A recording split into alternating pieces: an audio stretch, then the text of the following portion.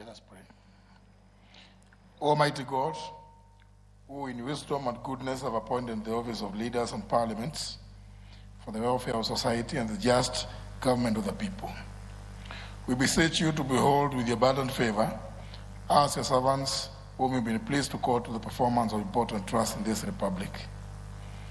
Let your blessings descend upon us here assembled, and grant that we treat and consider all matters that shall come under deliberation in so just and faithful a manner as to promote your honor and glory, and to advance the peace, prosperity, and welfare of our country and of those whose interests are committed to our church. Amen.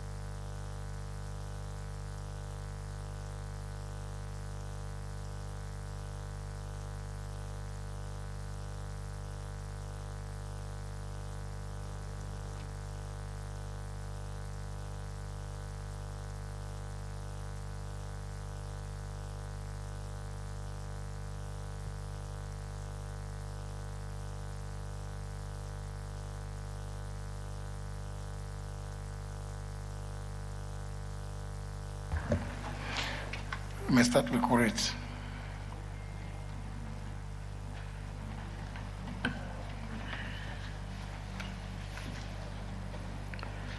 Order number 1, administration of oath. Order number 2, communication from the chair.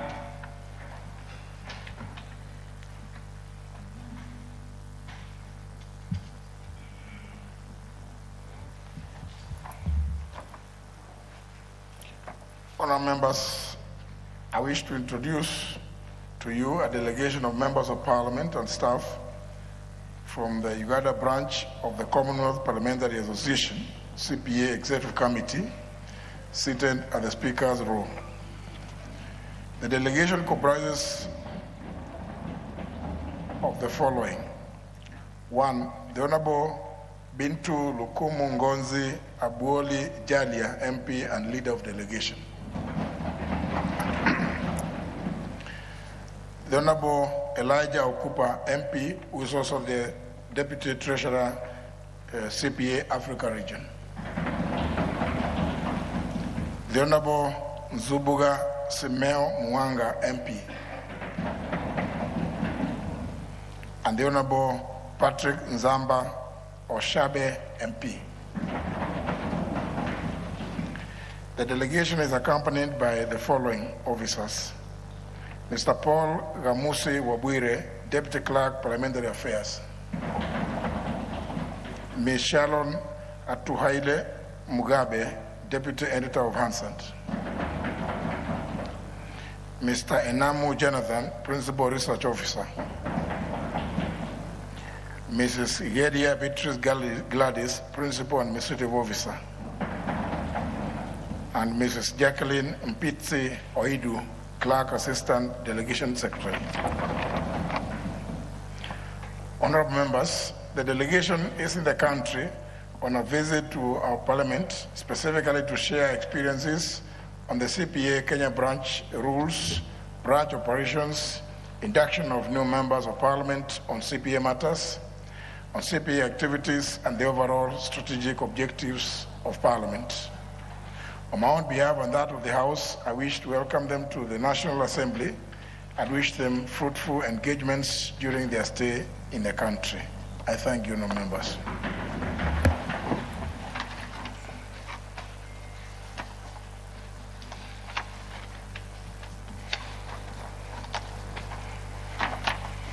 There's another communication.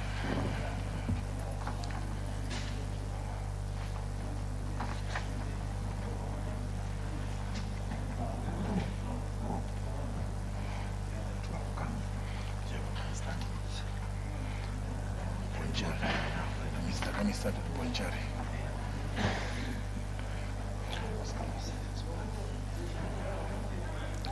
May the members who are making their way in, please do so quickly and take your seats.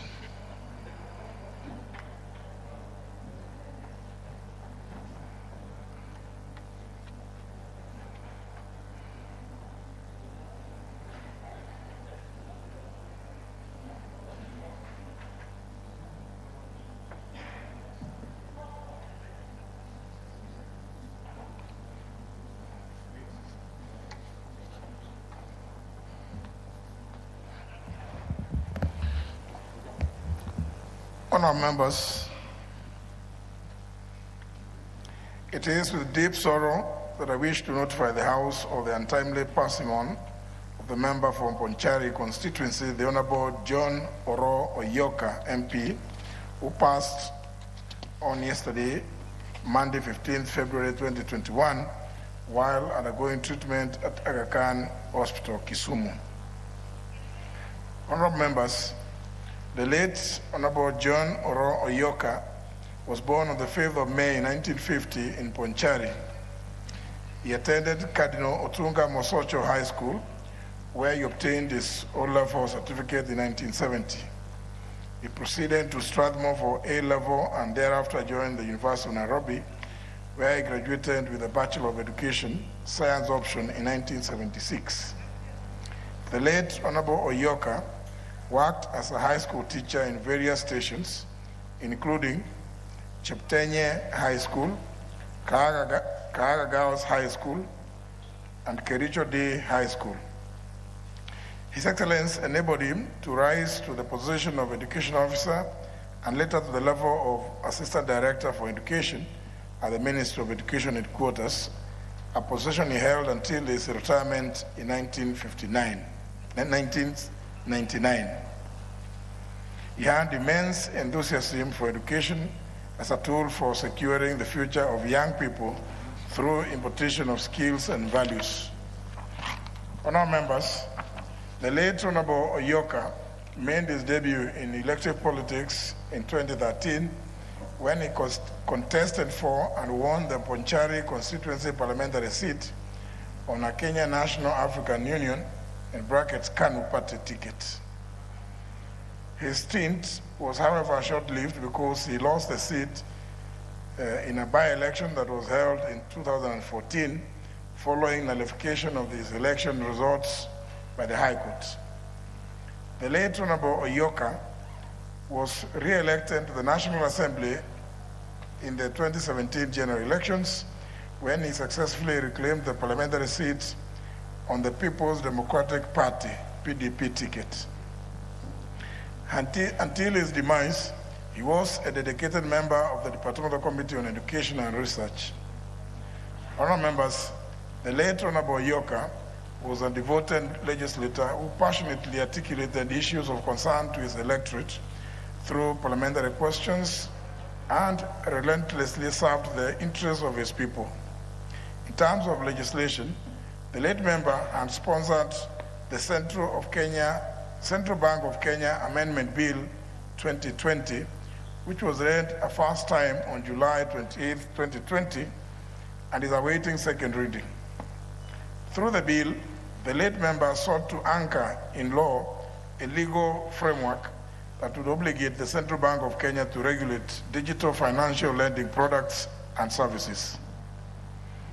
In honor of the late Honorable Oyoka, I urge the relevant departmental committee to consider taking up the bill and moving its consideration in the pending stages. The parliamentary fraternity will forever remember the late Honorable Oyoka for his humility, friendliness, and belief in collegiality during his time as a member of this House. Our members, on behalf of all members and staff of the National Assembly, and indeed on my own behalf, I wish to convey my condolences to the family of the late Honorable John Oro Oyoka, the people of Bonchari constituency, and all his relatives and friends during this difficult time of mourning their departed leader. As the National Assembly, we assure the family of our support during this period of great sorrow. In this regard, honourable members, and in line with the Parliamentary Service Commission's bereavement policy, I have constituted an ad hoc committee to help with the funeral arrangements. The committee comprises of the following: the Honorable Ben Mumanyi, MP, member of the Parliamentary Service Commission and Commissioner as the chairperson; the Honorable Richard Onyonka, MP; the Honorable Samuel Arama, MP; the Honorable Joash Nyamoko, MP; the Honorable Richard Tongi, MP; the Honorable Jerusha Momanyi, MP; the Honorable Geoffrey Odanga, MP; the Honorable Innocent Momanyi, MP; and the Honorable Janet Ongera, MP. I've also requested the Speaker of the Senate to nominate 2 senators for the ad hoc committee. Honourable members are therefore encouraged to liaise with the ad hoc committee on matters relating to the funeral and interment of our departed colleague. May his soul rest in eternal peace. Thank you, honourable members. I will take my seat briefly for those members, to make their way in before I make the next communication.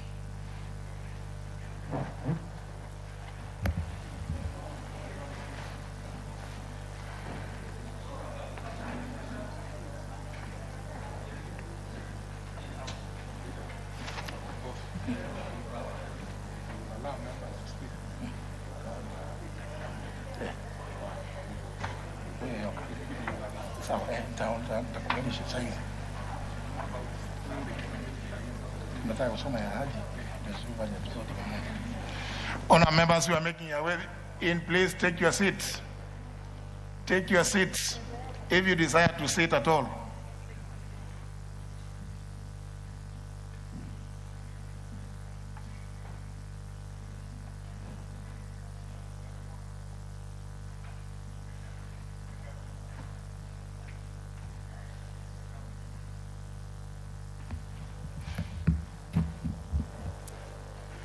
Honourable members, as you are already aware, the week started off on a very sad note for the country, the residents of Garissa County, and indeed the nation as a whole, following the demise of the Honourable Senator Mohammed Yusuf Haji, MP.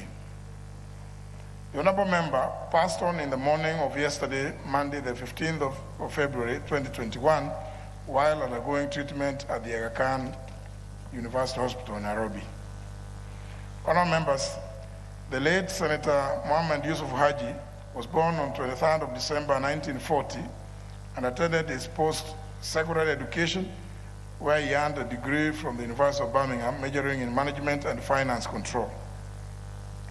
His parliamentary career commenced when he was nominated in 1998 to Parliament and appointed as an assistant minister in the office of the President. The late Honorable Haji was elected on a Kanu ticket to represent the Ijara constituency in the National Assembly in 2002, again on a Kanu ticket. He was also re-elected in the 9th Parliament when he again won on a Kanu ticket during the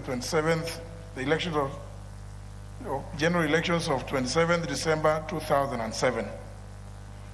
During this term of Parliament, he was appointed Minister of State for Defense. He is fondly remembered for his resolute and brave leadership, as shown when he led the Kenyan delegation to Mogadishu, Somalia, on the 18th of October 2011 to meet with the Transitional Federal Government of Somalia, TFG, officials to discuss security matters and cooperation, amongst other assignments. Honourable members, at the time of his death, the late Honourable Senator Haji was serving his 4th term as a Member of Parliament. He was also the chairperson of the Building Bridges Initiative, in brackets BBI, task force, appointed to coordinate the review of the Constitution of Kenya by His Excellency the President. The late Senator Yusuf Haji was a dependable leader who served Kenyans with utmost commitment. He was selfless, ambitious, realistic, resourceful, and committed to public service. Truly, his approach to leadership, and as heartfully said by the Honorable Eden Duale, Member of Parliament for Garissa Township, and I quote, "His guidance will be greatly missed as a man who advocated for peace and harmony among communities across the country during his lifetime," close the quote. Without doubt, honourable members, the residents of Garissa County, the entire Parliament of Kenya, and the nation at large have lost a vibrant, pragmatic, and dedicated leader. The member was laid to rest yesterday at the Langata Cemetery in accordance with Islamic tradition and faith, and may his soul rest in eternal peace. Honourable members, in tribute and honor to the departed colleagues, the late Honourable John Oro Oyoka, MP, and the late Senator Mohammed Yusuf Haji, MP, I request that we all stand to observe a moment of silence.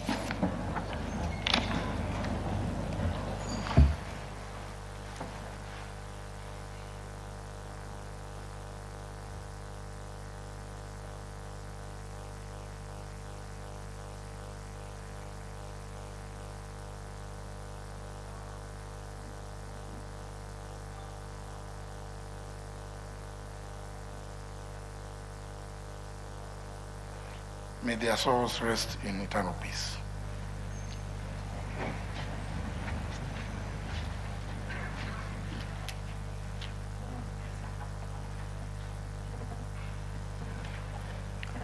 Order number 3. No, just a minute. Let me say there are members who want to make some very, very brief comments, please, so that you can hear as many as possible. Honorable Apio and I. Thank you, Mr. Speaker. Let me also take this opportunity to, on my behalf and on behalf of the people of Ugunja constituency, to join the families, friends, and relatives of the late Honorable Mohammed Yusuf Haji and the late Honorable John Oyoka on their untimely passing on, Mr. Speaker. Mr. Speaker, the two honorable members have left an indelible mark, yes, for the time they have served in this Parliament, Mr. Speaker. I remember specifically the late Honorable Oyoka having served with me in the 11th Parliament, although for a very short time indeed, as you rightly put it. Mr. Speaker, the late Oyoka was known for humility of his own kind, Mr. Speaker. He was a man who was at peace with almost everybody, and therefore, at this difficult time, let me just wish the family well and pray that God rest their souls in eternal peace. Thank you. Leader of Majority. Thank you, Honorable Speaker. I rise to join my colleagues in saying this. Yesterday was really a bad day, starting in the morning with the sad news on Senator Haji and closing the day with Honorable Oyoka. And it's a kind of day you don't want to relive as you go through, but God knows better. We're here to take our two colleagues. And the most we can do is to deal with the matters as they arise, comfort the families, and wish them and their souls to peaceful rest in eternity as we then think of what else we need to do here. I knew Senator Haji in my early days, and like the late Nyachai, both of them served in Nyandarua, and he was a DC for Nyandarua. And hence, even when we met here in the house, our friendship was then anchored on that earlier history. And then we served together in cabinet. So again, we got intertwined.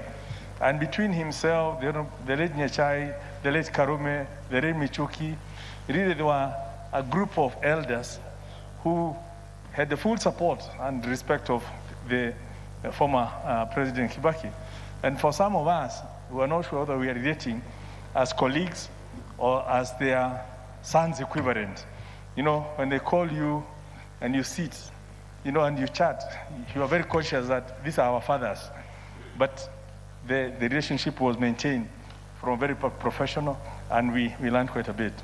Honorable Oyoka, I served with him in the education committee, and I've not seen such a cool gentleman, very polite, very knowledgeable on matters of education, but even in the interactions with people who appeared before the education committee, you could see the richness of his knowledge, but he never had a condescending attitude that people would have on people who, you know, on ministry officials when they appear, and actually was, you know, very polite.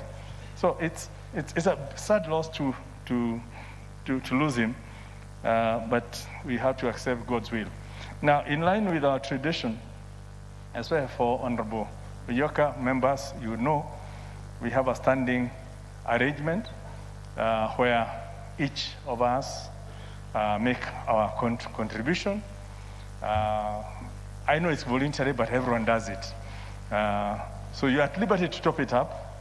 But what I've done, I've signed the instructions to the clerk and I think my colleague will also countersign, so that we can at least have a centralized, coordinated way of passing on our contribution. Because we start looking for it through M-Pesas and all that, it will get disorganized. But I think through the clerk's office, they will be able to sort out that, and we have one considered check that the speaker can be able to hand over. So I thank you very much for the support to our colleague, and I do hope we shall also extend that to in terms of the funeral processes. I was very amused yesterday, obviously, when we went to Senator Haji's funeral, coming straight from Kisii, Nyachai's funeral, our former colleague, Senator Haji's funeral, and the contrast was like day and night between the Christian version and the Muslim version, and there are lessons to be learned. Thank you, Mr. Speaker. Honorable Makali Mulu. Thank you, Honorable Speaker. Honorable Speaker, let me also join my colleagues in conveying my condolences on my own behalf, on behalf of my family, and on behalf of the good people of Kitui Central and the Kitui County at large. Honorable Speaker, I know Honorable Olo, and as well I know Senator Haji. I've interacted with them at a personal level, and I must say that be close to this country, Honorable Speaker.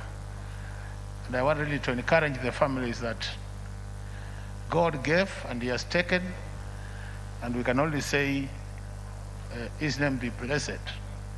So I want to really pray that during these trying moments, Honorable Speaker, God strengthens the two families and their relatives. May their soul rest in eternal peace. Amen. Honorable Duale.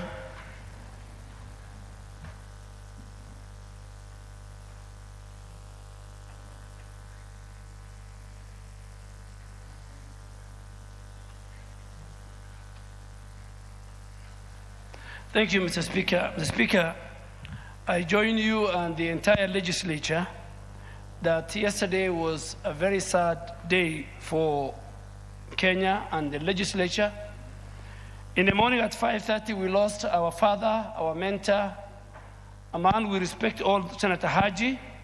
And in the evening, for those of us who attended both burials, we were again shocked to learn the death of our colleague, Honorable Nyoka. Honorable Speaker, let me speak for Honorable Haji. Honorable Haji the Speaker, is a man who introduced me into politics in 2007, despite both of us coming from two different parties. But Honorable Haji was a man who was very much respected in Kenya by all citizens. He worked in all provinces, whether it's the Rift Valley, Nairobi, Western, Eastern, and had a very checkered career both here and even within our neighbors. He participated in the stabilization and the war against terror when he was a Minister for Defense. Honorable Haji, for a long time, was the chairman of the Northeastern Parliamentary Group meeting. And he was known for two things. One, he speaks his mind, and he speaks the truth. And as we remember Honorable Haji, and the role he played in the BBI as a chair, I think it will be very, very fair that the constituency called Ijara, which has recorded more than 350,000 citizens in the last census, for him to be remembered must be accorded an extra constituency. That is what I think the President and the former Prime Minister and those who are in the forefront of the BBI should do, because the people of Garissa expected, at least as a chair and as a requirement. Speaker, finally, you allow me to read one very important prayer for the dead, according to the Muslims. And I'm sure Honorable Kimunya said it yesterday. They were shocked, you know, him and the President, everybody, and the Deputy President and the former Prime Minister, how we bury our dead, the cost involved, and the time involved. Honorable Nyachai died 2 weeks ago, and he was buried yesterday. Honorable Haji died yesterday morning, and he was buried at 4:30 p.m. in accordance with our Islamic religion. Speaker, now let me just read this prayer for him. Oh Allah, surely Honorable Senator Haji is under your protection and in the rope of your security. So save him from the trial of the grave and from the punishment of the fire. You fulfill promises, O Allah. Grant him rights and forgive him and have mercy on him. Surely, O Allah, you are the most forgiving and you are the most merciful. Amen, and thank you, Mr. Speaker. Honorable Amunyinyi. Thank you, Mr. Speaker. I join you and colleagues in sending a message of condolence to the families of our departed colleagues, the Honorable Yusuf Haji and the Honorable Yoga. But Mr. Speaker, I want to specifically say that I had the opportunity to know Mr. Honorable Yusuf Haji, Senator, very well, Mr. Speaker. I have, apart from being a colleague here in Parliament, he has been our PC in Western and was very close to our family. Mr. Speaker, he has been described as a nationalist, a statesman, very patriotic, and an advocate of peace and stability of our country. Mr. Speaker, I had the chance to work with the Honorable Yusuf Haji when I was head of mission in Somalia as special representative of the President, Mr. Speaker. And even during those visits, the one referred to of 2011, Mr. Speaker, I was in Mogadishu and I received him, and the meetings that he had towards the promotion of the process of reconciliation and stabilization of Somalia will not be forgotten, Mr. Speaker. He left a mark in the efforts to stabilize Somalia, Mr. Speaker, and this will go a long way as the people of Somalia strive to ensure their peace is back to normalcy. Mr. Speaker, as Kenyans, we have lost a pillar. We have lost a strong Kenyan who participated in the BBI process as chair, the Building Bridges Initiative as chairperson. Unfortunately, he is not going to see it through, but we hope in his honor, we're going to have everybody support the BBI, Mr. Speaker. With those few remarks, we wish the family strength during this period, and may their souls rest in peace. I thank you, Mr. Speaker. Honorable Pukose. Honorable Speaker, I want to join you and Parliament to convey my condolence to the family of Senator Haji and also the family of our honorable colleague, Honorable John Oyo. Honorable Speaker, I happen to have met Senator Haji on several occasions. More so, our meeting used to be in the gym. Whenever we are in the gym, he would come there and come for massage and a little bit of exercise. And he would not assume anybody. He's a guy who would talk to most of us, especially the younger generation, and give advice. He was very courteous, a gentleman, a guy whom I would say is a good human being. And Honorable Speaker, I think the people of Garissa will really miss his services. I also convey my condolence to the people of Ponjari. Honorable Speaker, our late colleague, I think it was a very sad thing. And occasionally, I think the social media should, it plays some role. And it sends mixed signals, yes, especially yesterday, where others are saying he's dead, others are saying he's still alive. And finally, it was confirmed. It's a sad day, Honorable Speaker, and it's not a very good experience, especially for those who write social media. It's good to have it controlled to a certain extent. Honorable Speaker, the death of Senator Haji tells us that having been a chair of the PPI, tells us that we should do things that are for posterity, not doing them for just ourselves. Let's do it for the future generations, because we are passing by. Our time will come and all of us will live. But let's make a document that will be able to live with the time. Thank you, Honorable Speaker. Deputy Speaker.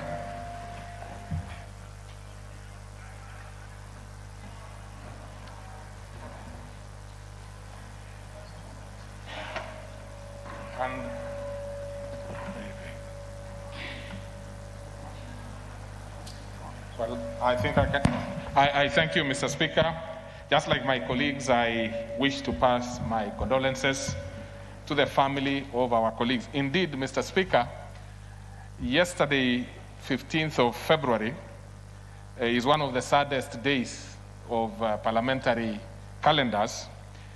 Yesterday, we lost two of our members and buried one, who is a former member of this House.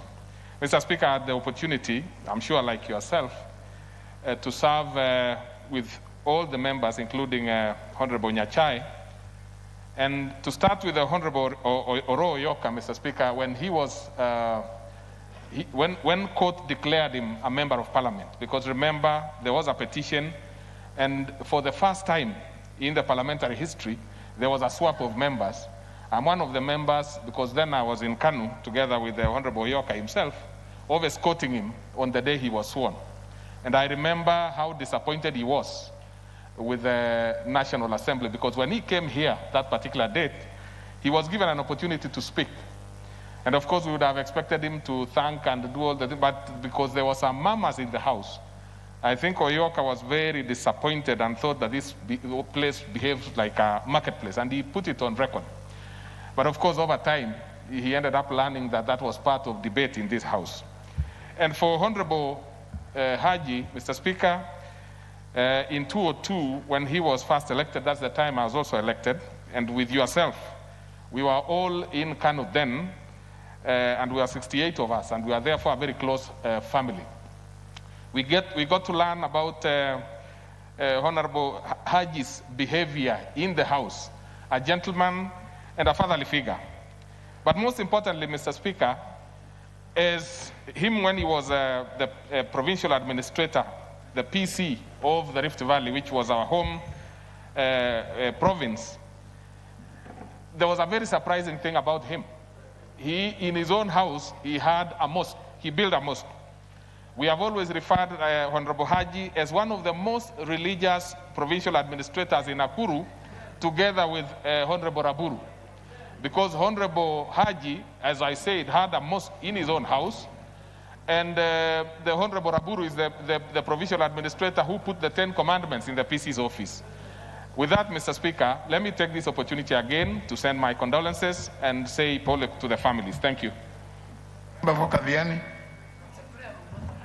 Thank you, Mr. Speaker, for this opportunity to also pass my condolence message on my own behalf and on behalf of the people of Kadiani in Machakos County. Mr. Speaker, these deaths have, we've actually lost 3 leaders in quick succession in the recent past. And I just look at it and I see maybe this is a message from God that we need to learn some few things. First, we need to be able to note that all of us will go one day. And so when we are here, let's be humble, let's respect one another, and also respect the dead, because in the recent past, Mr. Speaker, we've seen people fighting in funerals when people are mourning, families are mourning, politicians are there fighting, throwing punches, throwing kicks. So, Mr. Speaker, that should be one of the lessons for us to learn. Mr. Speaker, we also need to allow the families to mourn. And I want to say that when we lost our Senator Kabaka in Machakos County, unfortunately, the UDA party fielded a candidate even before this senator was buried. And that was really a very negative show. So I want to say that we need to respect each other, allow families to mourn for a short period, and then after that we can engage in politics. Right now, Mr. Speaker, there must be people who are looking at these seats and planning and strategizing, which is really unfortunate for us as a nation. And finally, Mr. Speaker, I like what the Honorable Pukose has said. The Honorable Senator Haji was chair of BBI. Maybe in his remembrance, I would urge Kenyans to pass BBI in large numbers so that we can have good memories for his future. Thank you, Mr. Speaker, for the opportunity. Honorable Sankok. Thank you very much, Honorable Speaker. And Honorable Speaker, on my own behalf, on behalf of my family, and on behalf of the 6.5 million Kenyans with disability I represent in this House, may I take this opportunity to send our sincere condolences to the family of Yusuf Haji, the late Bonchari MP, John. Honorable Speaker. Honorable Speaker, I've known John as a very good gentleman who loved everybody. And Honorable Speaker, in one occasion, I was almost falling down outside these premises, Honorable Speaker, because it's a bit slippery sometimes when they do the waxing near the dining, Honorable Speaker.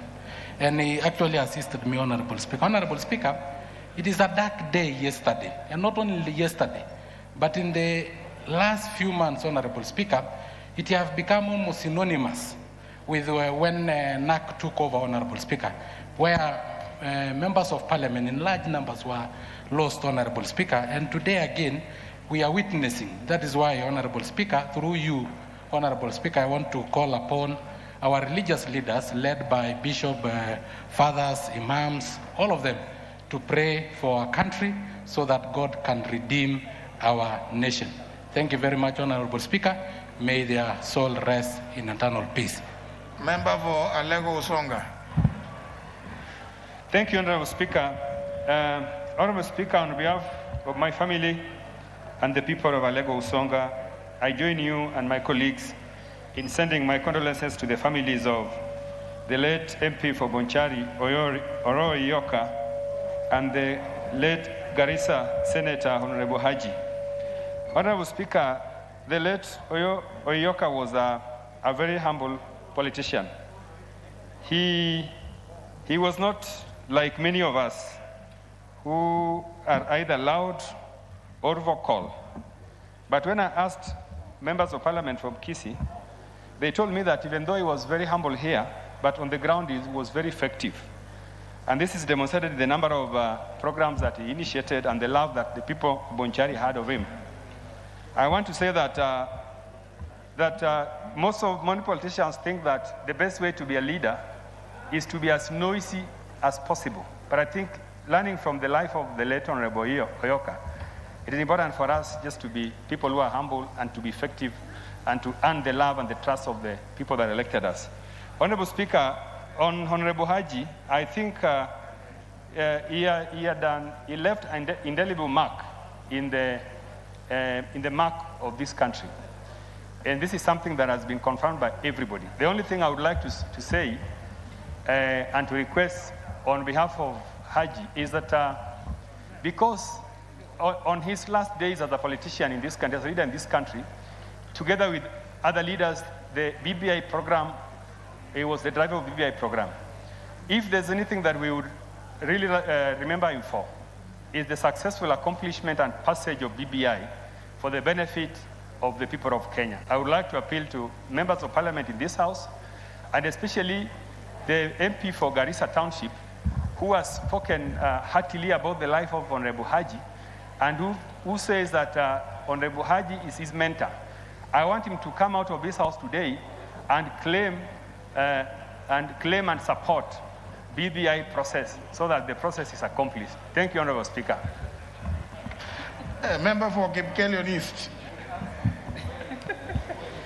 Yeah, Honorable Speaker, I thank you for this opportunity to join the rest of members on behalf of my family, on behalf of the people of Kipkelion East, where I represent, and the people of Kericho County as a whole. Mr. Speaker, I want to convey the message of condolences to the two families of Honorable Haji and Oyoka. Mr. Speaker, the sad news really was very shocking, Mr. Speaker, because from the word go, the country was only prepared to send off the late Nyachai. But yesterday, the sad news of Haji came in the morning, and I want to join the rest of Kenyans by saying that we have really lost a very serious administrator. Mr. Speaker, he was a leader. He was a leader when I was a student at Nakuru, and he was one of the longest serving provincial commissioners in Nakuru. He was a serious administrator. He did a lot for the people, and he was a very serious peacemaker, Mr. Speaker. In fact, the Senate has lost somebody who was very well balanced, Mr. Speaker. I remember, I think, one of the senators saying that at some point when Senate decides something, they used to get a word of wisdom from Senator late Haji. I remember in this house, Mr. Speaker, in the 11th Parliament, I remember the time when the Honorable Dalmas Otieno was in high demand, especially when we are at loggerheads, Mr. Speaker. And I think that's what Yusuf was playing in Senate, because he was well balanced, Mr. Speaker. Mr. Oyoka, I actually came to know him when I was a finance chair. He used to come to our committee more often to articulate issues concerning finance sector, Mr. Speaker. He was a serious legislator, and he was actually one of the shortest, if he was not the shortest, serving member of parliament in the 11th Parliament. Mr. Speaker, I want to join the rest of Kenyans sending condolences to the two families and say that may God give them strength to withstand this trying moment. Mr. Speaker, I thank you. Member for Daragwa. No, it's the other way around. I'm Muslim. Thank you, Mr. Speaker, for giving me an opportunity to convey my condolences and those of the people of Daragwa to the family of John Oyoka and Senator Yusuf Haji. Mr. Speaker, I had an opportunity of serving during the 10th Parliament together with Senator Haji. And as my colleagues have said, it is true that that was a true nationalist. We had an opportunity to engage during the making of our 2010 Constitution, and he thinks like a true Kenyan, believing that all Kenyans living wherever they are need to be treated equally. And I tell you, those of us who had an opportunity of serving with such gentlemen learned a lot. I believe with the proposed changes in the Constitution, members of the National Assembly will have an opportunity of interacting with senior, those who have been there a little longer. And when you interact with them, when you serve together with them in the same assembly or in the same chamber, you are able to learn a lot from them. And I learned a lot from Mr. Yusuf Haji. I call him Mse, Senator Yusuf Haji.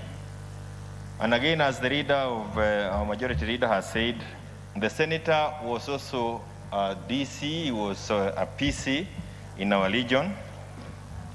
So we other than the people of Dalawa, even the people of Nyandarua, remember him for very different reasons. One of the things that is certain about him is that he was a human being. You could approach him. Even those days of the provincial administration, he wasn't a person who would be available to harass you. So we also remember him, and we have things that he did in our areas back home as a PC that we remember him, and I think he's certainly a good example of what we should be as Kenyans.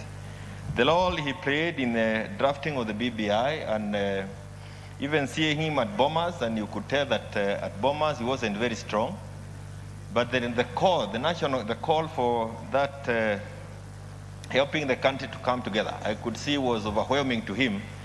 And I think it is befitting for us to urge Kenyans to honor him by passing the BBI. That is what came to my mind when I learned of his passing on. Mr. Speaker, let me also draw some parallels, like was mentioned by the former majority leader. It's only yesterday, after almost more than 10 days, when Mr. Nyachai left us. But it took the Christians that number of days to bury. It took hours to bury Yusuf Hanji. And even members who are seated here, because we feel like we are important in one way or another, and we are, when we pass on, because our day is also coming, we are likely to serve, to be left giving people problems for that long, 10, 14 days. But I was wondering, how many of us who have a checkered performance like that of Yusuf Haji? Yet, he was dealt with within hours. So what reason would any of us have to be left on tables and in courtrooms for some 14, 15 days? I think it's something that we need to run from the way they dealt with Yusuf Haji. Let me conclude by saying also, Mr. Speaker, that whole management of the body of Yusuf Haji will have costed the family maybe something like 10, 20,000. And it costs 2-3 million shillings to handle those in the Christian community. I think there's something that Christians can learn from on this aspect from the Muslims. I thank you, Mr. Speaker.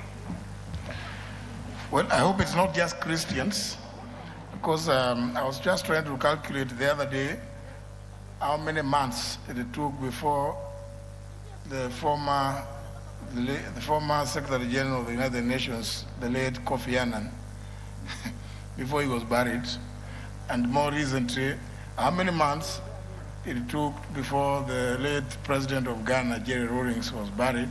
So I think some of it could be custom. Could be customs and traditions. It might not just be a matter of religion.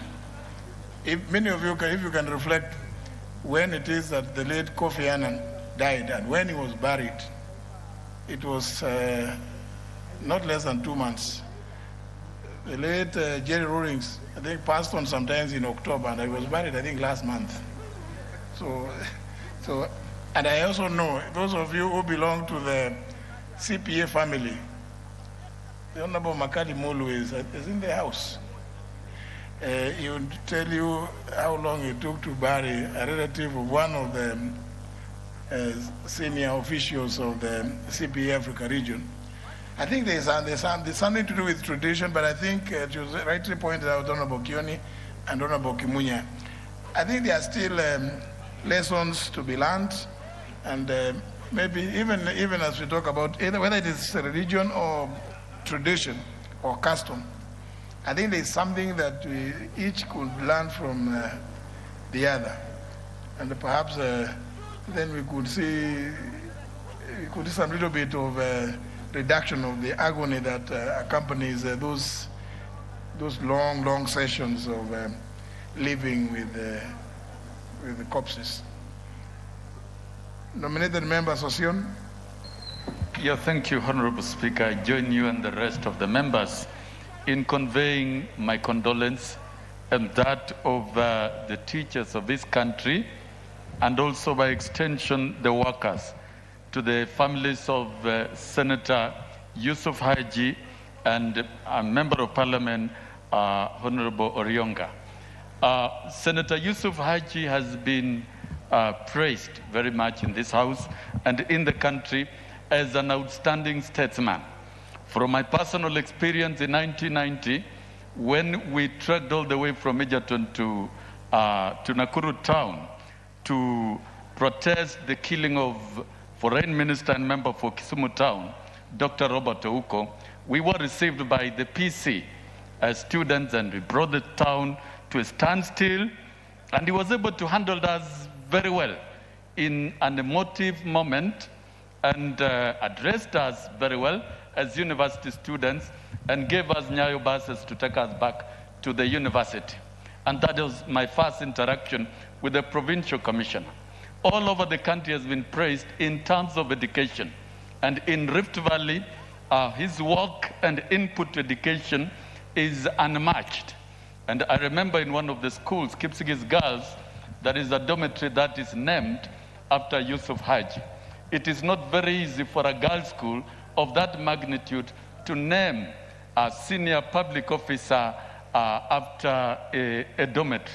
Honorable Speaker, while in this House, with a lot of humility, in 2 occasions, Honorable Yusuf Haji approached me and engaged in discussions on 2 matters. One about Ijara Nat branch, and I was so surprised about the details and the concerns that he had about a Nat branch in Ijara. And it's one of the smallest branches we have in the country. And number 2, he engaged me very strongly in terms of teacher welfare and deployment of teachers in Northern Kenya, a matter that we've discussed with members of parliament of Northern Kenya.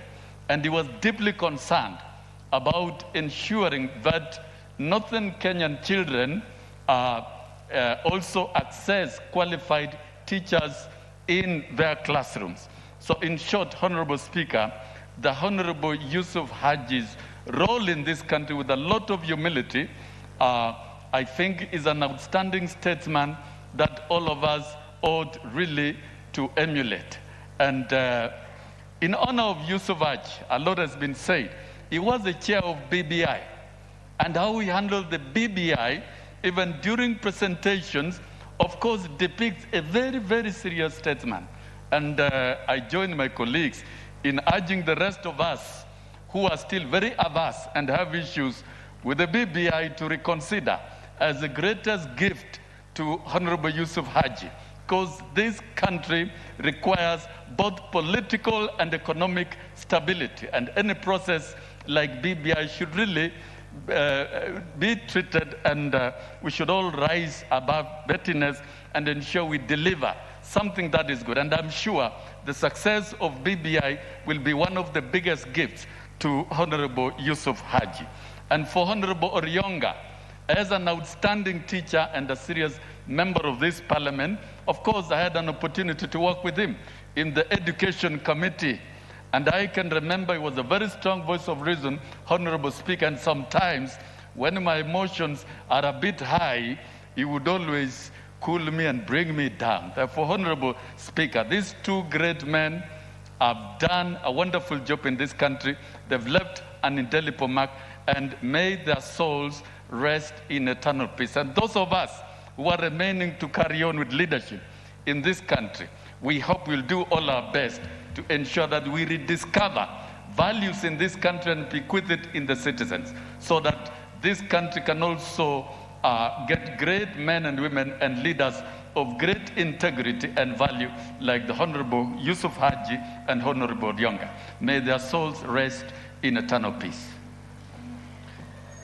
May I suggest that you don't take more than 1 minute if I'm going to get, because there are far too many requests, and obviously I appreciate, honor members, I appreciate that, yes, these are our colleagues, and many of you have many kind ones that you may wish to say, but you see, at the end of the day, we still have to transact business. Life must also continue. All right, like Honorable Sosiona said, sometimes when his emotions will be high, the Honorable Oro would cool him down. I would urge that you now remain cool. You remain cool for the rest of this sitting. But don't take too long so that we can have as many of you as possible, because there's a business to be transacted. I'm only dealing with those on interventions. Member for Kitutu Masaba. I'm following this, how you have placed your request on the intervention button. Those of you who don't know how to use the intervention button, please just relax. You can listen to what is being said and associate yourself with it. Thank you, Honorable Speaker. May I take this opportunity also on my own behalf and that of my family and the people of Kitutu Masaba to pass my condolences to the family of the late Honorable John Oro Yoka of Bonjari. Honorable Oyoka was an extremely humble and amiable person. And when I come to Honorable Senator Yusuf Haji, is an icon. He has left a track record in this country. May their soul rest in eternal peace. Thank you, Honorable Speaker.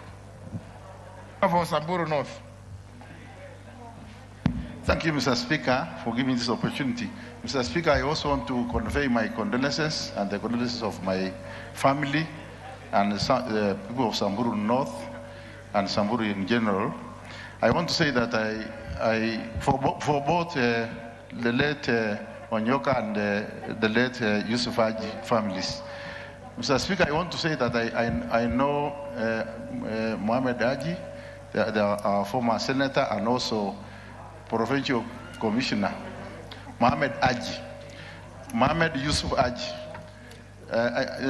I happened to know him from the 1989 when I joined provincial administration, when I was serving in Northeastern. And later again, I worked with him in Rift Valley while I was in Kerisho, and he was the PC. And this is a very great Kenyan, very strong, very great disciplinarian.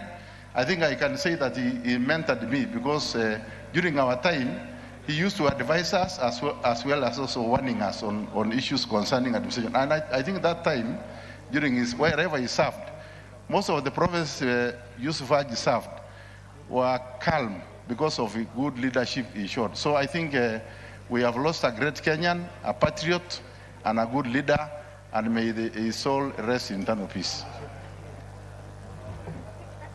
Members, I'm strictly following the request button. Member for Gilgil. Asante sana Bwana Spika kwa kunipa nafasi hii. Naungana na wenzangu kwa kutoa rambirambi zangu binafsi za familia yangu na za watu wa Gilgil kwa wenda zao. Na Bwana Spika, hili bunge la 12 tumekuwa na misiba mingi sana ambayo inaguza wenzetu, na tunaomba kwamba Mola aisitishe na isipite hapo, na tunaomba pia Mungu awape walaze mahali pema.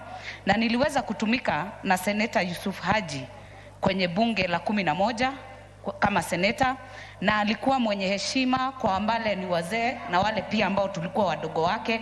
Alikuwa mwenye uadilifu, alikuwa mwenye maarifa, na nafikiri pia aliweza kutudhihirishia kwamba unaweza ukaingia bunge kwa kuteuliwa na ukarudi pia ukaomba nafasi kwa kutumika na ukachaguliwa. Alichaguliwa sio mara moja, sio mara mbili, karibu miaka 20. Kwa hivyo wametutengenezea njia na sisi wote tunamfuata, na tunasema kwamba hata wakati rais alimchagua kukuwa kiongozi katika huu mchakato wa kuleta uwiano, alikuwa ameangalia uadilifu wake wa kazi, alikuwa mcha Mungu na alipenda watu wote bila kuangalia kabila, bila kuangalia miaka. Na Bwana Spika, hata tunapokuwa tukiandika historia ama kitabu cha historia cha nchi hii, nafikiri marehemu Mheshimiwa Yusuf Haji atakuwa amejiandikia sio aya bali sura mzima sababu ya kazi yake. Asante Bwana Spika kwa nafasi hiyo. Member for Tharaka. Thank you.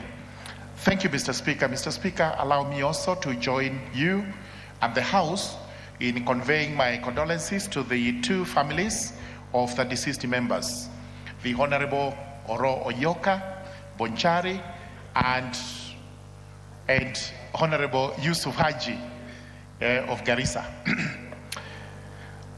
Mr. Speaker, sir, the Honorable Oyoka was actually a very amiable man who actually had no many words as we interacted with him in this house. He's the man who actually gave us a lot of guidance. in how to go about doing our business here, and we will miss him. The Honorable Yusuf Aji, I came to know him when I was a young lad in high school, when we used to go and sing for them patriotic Kanu songs as young school children, as he administers the country from Eldoret and Nakuru. An astute administrator, a man who actually stood his word, and a man who ensured that there was order in everything that we did. The country has lost great sons, and we actually mourn with their families and with the rest of the country. May their souls rest in everlasting peace. Member for Navaholo. Thank you, Honorable Speaker. Honorable Speaker, on my behalf and on behalf of the people of Navaholo, Honorable Speaker, allow me to pass my condolences to the two families, the family of the late Honorable Senator Yusuf Haji and the late Honorable Oro Oyoka. Honorable Speaker, I have the good memories that we had with Honorable Oyoka, whom I first met, Honorable Speaker, in the corridors of justice in 2014, in the Court of Appeal in Kisumu, Honorable Speaker. We were both being presented before the court, following up the petition. We used to sit together, Honorable Speaker, the whole day until we got what the justice from the Honorable Speaker. He was a patient man, he was a man of wisdom, and his words were very few, Honorable Speaker. He could choose the words to use, but words of wisdom, Honorable Speaker. Honorable Speaker, about the Senator Yusuf Haji, he is a great man, Honorable Speaker. And Honorable Speaker, once in a while we could meet, and he used to quote, Honorable Speaker, the Christian version of in the Bible, Honorable Speaker. Being a Muslim, he used to tell me that, young man, Christians say you must respect those in authority. And Honorable Speaker, being a Muslim, I used to wonder how can a Muslim understand the Bible? But he quoted it because, Honorable Speaker, he had high respect for the rule of law, and he had high respect for the government of the day. He is a great man whom I really will miss, and I want to wish the people of Garissa that let God choose for them the next leader. Thank you, Honorable Speaker. Member for Kilifi North. Thank you very much, Mr. Speaker. I would like to join you and colleagues here, and on behalf of my family and the people of Kilifi North and the people of Kilifi County in general, to give our sincere condolences to the families of the two deceased colleagues. Mr. Speaker, I would like to speak about Senator Haji, who served at the Coast Region as a provincial commissioner from 1985. And I think it is during this time, during his tenure as county commissioner there, that a lot of the issues that we experienced in Coast, especially the land issues, were solved. So we would give credit. Senator Haji, up to today, is a regular visitor of Kilifi. I think his son, the DPP, was actually born in Kilifi. And every year they come as a family to Kilifi, and I had an opportunity around October to see them as a family in Kilifi. And he was a great family man. I think one of the great character of Senator Haji, which I saw, and he would bring his whole family, his great-grandchildren, great-grandchildren, for a one-week holiday in Kilifi. And I think this is one thing that has not been said, that he was a great family man. But above all, I think I take one lesson from him: that he was a great administrator, and that everywhere he has served, he has left an indelible mark of performance, of progress, and of good leadership. And I think these are traits and character that we need to emulate as young leaders, as we come forward as young leaders. So I would like to pray that God rest the souls of these two colleagues in eternal peace. Thank you. Member for Malava.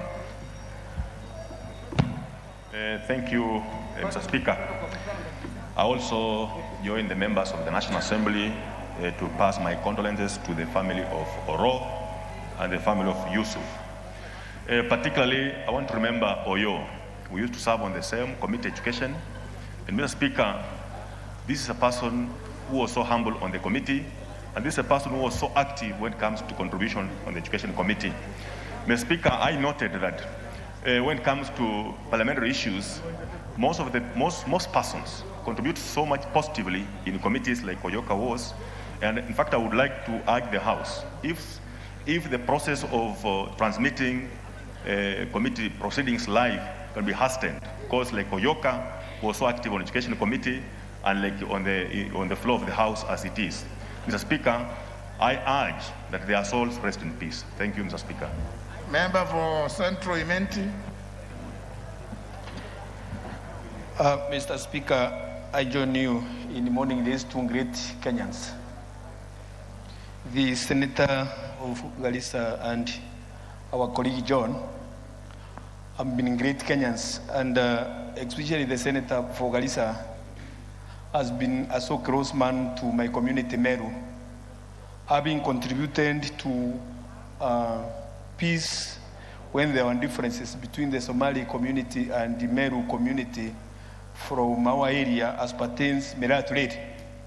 He really contributed so much in a way that it cannot be forgotten, and his word has been being taken in Meru seriously as a peacemaker. And as for that, even this time when he was going around collecting views about BBI, Aji was so much respected. And really, because he's one of those people who came at Kamunde Hall for collecting views, our people were so much confidence to give views to him, and they knew that it is going to reach. It's unfortunate that he has left us before he could see the final results of this BBI. We hope those people who are being left behind to propel the same are going to be like Aji, reasonable, and they are going at least to accommodate each other and see that BBI is not going to divide us, but it's going to unite us. As per our colleague John, we are praying that the Almighty Lord rest his peace, rest his sorrow in eternal peace, because he has been very good to us and kind to everybody. Thank you, Mr. Speaker. Member for the Great South.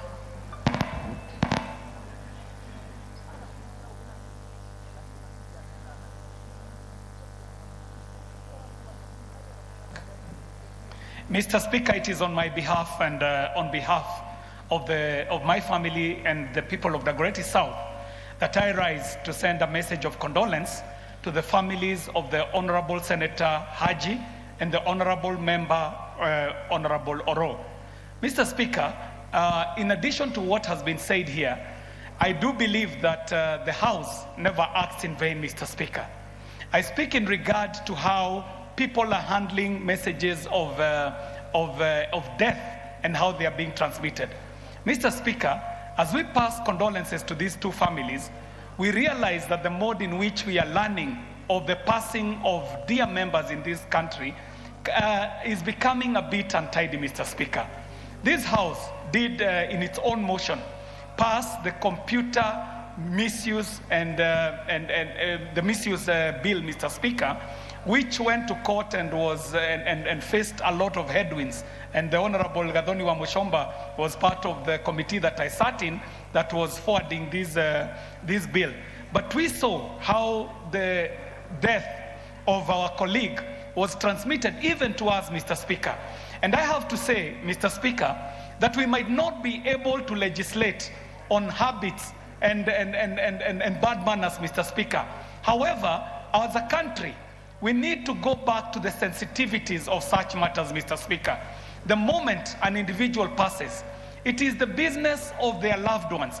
It is the business of their families. We would like to call upon people who are handling these gadgets, people who are operating as bloggers, people who have taken and arrogated upon themselves the duty of transmitting fake news, that issues of death are very sensitive to the loved ones of these members, Mr. Speaker. In condoling the Honorable Senator Member for Taita Taveta. Thank you, Mr. Speaker, for also giving me this opportunity.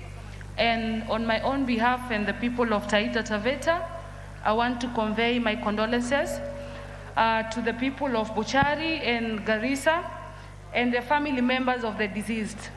Mr. Speaker, I want to say that we have lost very humble and peace-loving Kenyans and leaders who are really devoted to their cause. And Mr. Speaker, from us leaders, we want to say it's a rest in peace. Death is inevitable, and yesterday was truly a dark day for Kenyans. May their soul rest in peace. Thank you, Mr. Speaker. or Tinderet?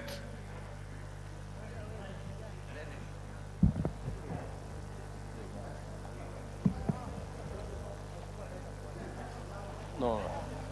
Honorable Speaker, I joined you and my colleague members of Parliament on my own behalf and on behalf of the people of Trinidad to pass my condolence to the families of Honorable Members Yusuf Haji and Honorable Oro Oyoka. Honorable Speaker, as all members have said, Yusuf Haji served as a very good provincial commissioner in Rift Valley for many years. When we were young in school, we were told how good he administered the region. Honorable Speaker, it is during this time that a number of communities were settled, a number of schools were put up, a number of institutions were set up. So we've lost a great Kenyan who has done a lot for this country. For Oyoka, Honorable Speaker, I served together with him as member of Education Committee.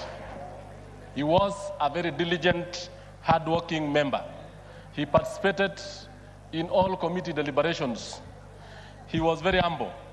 He actually had a number of deliberations in Education Committee go through.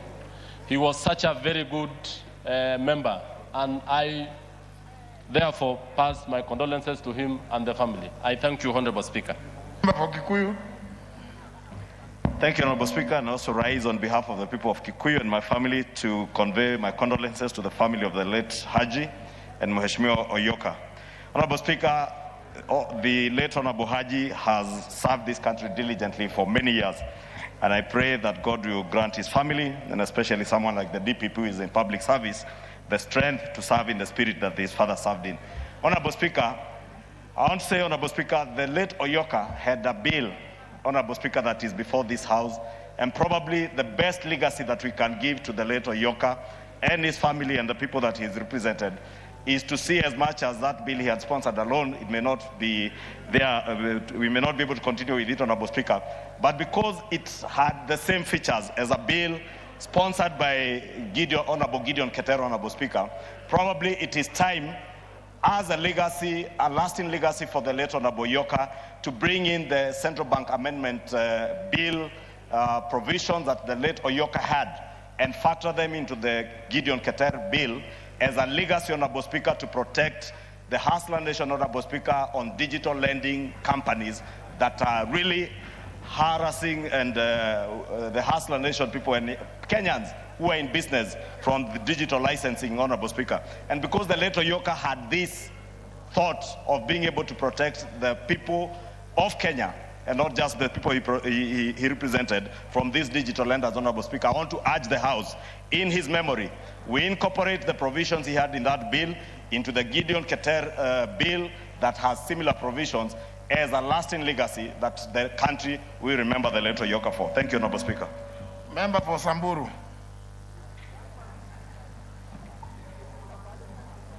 Asante sana Bwana Spika kunipatia nafasi hii nitoe pole yangu na pole ya Wasamburu County kwa wale wenzetu wamehaga.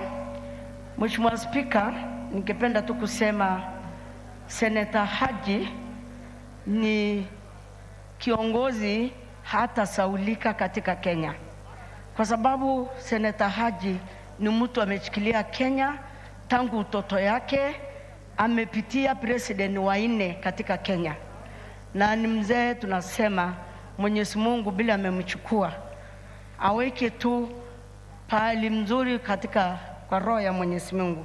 Mr. Speaker, Senator Haji ni mtu imelea sisi wengine, ni mzee ametulea, ni mzee ana njia yote kukuongoza sisi kuwa viongozi. Ni moja yeye ndio moja ile ametukua tukue. Mr. Speaker, Senator Haji ni vile haitasaulika, lakini kile ningependa kusema nafasi yake ni Mwenyezi Mungu ndiye atarudishia sisi Kenya, mwenye mwingine atakuwa kama yeye.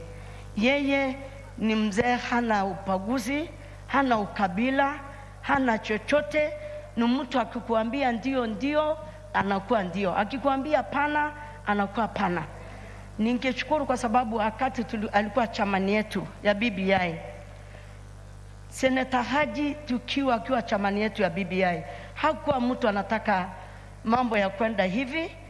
Alikuwa ni mzee anasimama kama leader, na alikuwa anatuambia hakuna chochote itawekwa BBI isipokuwa ni ule mwananchi. Member Honorable Barire.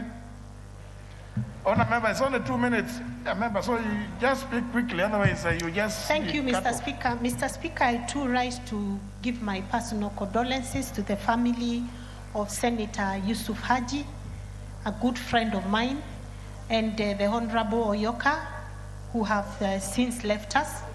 And Mr. Speaker, I want to begin by saying that it is sad that we've lost Yusuf Haji, who played a very key role as a unifying factor, especially in the parliament before he became a senator.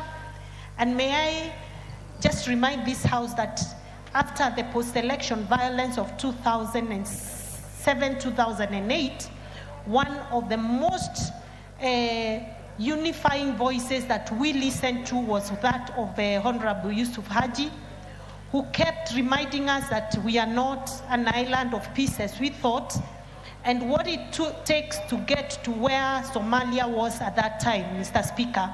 And so we'll remember him for the role he played in calming us down as members of parliament from across political divide. And I believe even as he played a role as a chair of Building Bridges Initiative, he clearly hoped that he's going to create a document and a report and a bill that will unite Kenyans and not divide them further. It is sad, though, that he's not there to speak his story, to say his story, but we pray that as we move forward, we'll look as a nation to ensuring that we have a process that is all-inclusive and one that unites the country, and not what we are witnessing at the moment, Mr. Speaker. Mr. Speaker, may I also say that we've lost two very great old elders of this House, one being Yusuf Haji, the other being the Honorable Nyachai, and just say that I truly do miss the parliament. Jill. Thank you, Mr. Speaker. On my behalf and the behalf of my family and the people of Wajir, I want to join the House to pay my condolences message to the family of Honorable Yusuf Haji and the people of Garissa. Mr. Speaker, it's a big loss to us as Kenyans and also the people from the northern. Mr. Yusuf Haji, Senator, Mr. Speaker, was a peacemaker. He was very honest. He was the glue that brought many people together. Whenever there is a conflict in the region, he was out there to bring people together. For us, Mr. Speaker, it's a very big loss, but we pray because it's Allah, it's God, who has determined. Mr. Speaker, one thing that I've learned from his death is in life, you don't need to steal so that you can be somebody. He died a very humble senator with all the powers he had. He was an administrator, he was a very firm person, but again, he was a very honest person, Mr. Speaker. So for us leaders, these deaths should teach us a lesson. We must be humble, we must respect our bosses. Humility is key, Mr. Speaker, and that is what it has taught us.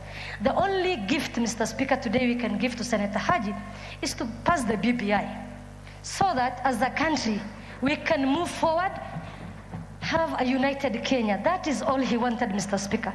He never wanted to be rich. He wanted to have one Kenya. And I think that is the gift today we can give as people of Kenya in this House. And the second gift, Mr. Speaker, we can give today is to also consider Ijara and Habaswene to get an extra seat, because that is what he really wanted. Thank you, Mr. Speaker. And leaders, I know when Western Province lost Wamalwa, Mr. Speaker, they lost a leader. And today in Western, that is why you can see there is a lot of division. From Northeastern, this is a big challenge because we do not have somebody who will fit his shoe. And I want to ask the leaders to pray for us so that as Northeastern we can get a leader like him. Thank you, Mr. Speaker. Member for Tiati. Mr. Speaker, sir, I want to join my colleagues in mourning the passing of our departed brothers. Mheshimiwa Speaker, it's important for me to remember, when I was a young reporter for Nation at Nakuru, I served very well with Honorable Yusuf Haji when he was PC Rift Valley, and I learned a lot from him. He was a very firm and man who had an eye for detail in whatever you wanted to report as a journalist. My only regret, Mr. Speaker, is that Honorable Haji has had to go without a resolution on the matter of Kapedo because he has gone with the memory of where really does Kapedo belong, because he served for a long time, and from the time the dispute arose, he was the provincial commissioner. So that's my only regret about Honorable Haji. But I'm proud, Mr. Speaker, sir, to note that Honorable Haji, for those who are keen to remind us about dynasties and hustler tags, I'm proud to know that Honorable Haji, even if he has gone to be with the Lord, he has left behind a brilliant young man who is leading the department, a very serious department in the country. May their souls rest in eternal peace. Member for Nyaribari Chache.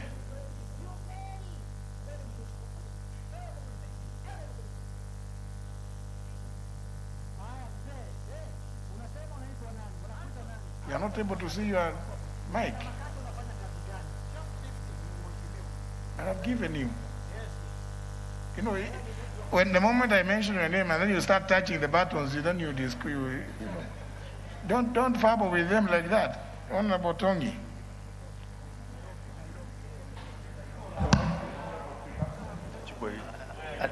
Karibu.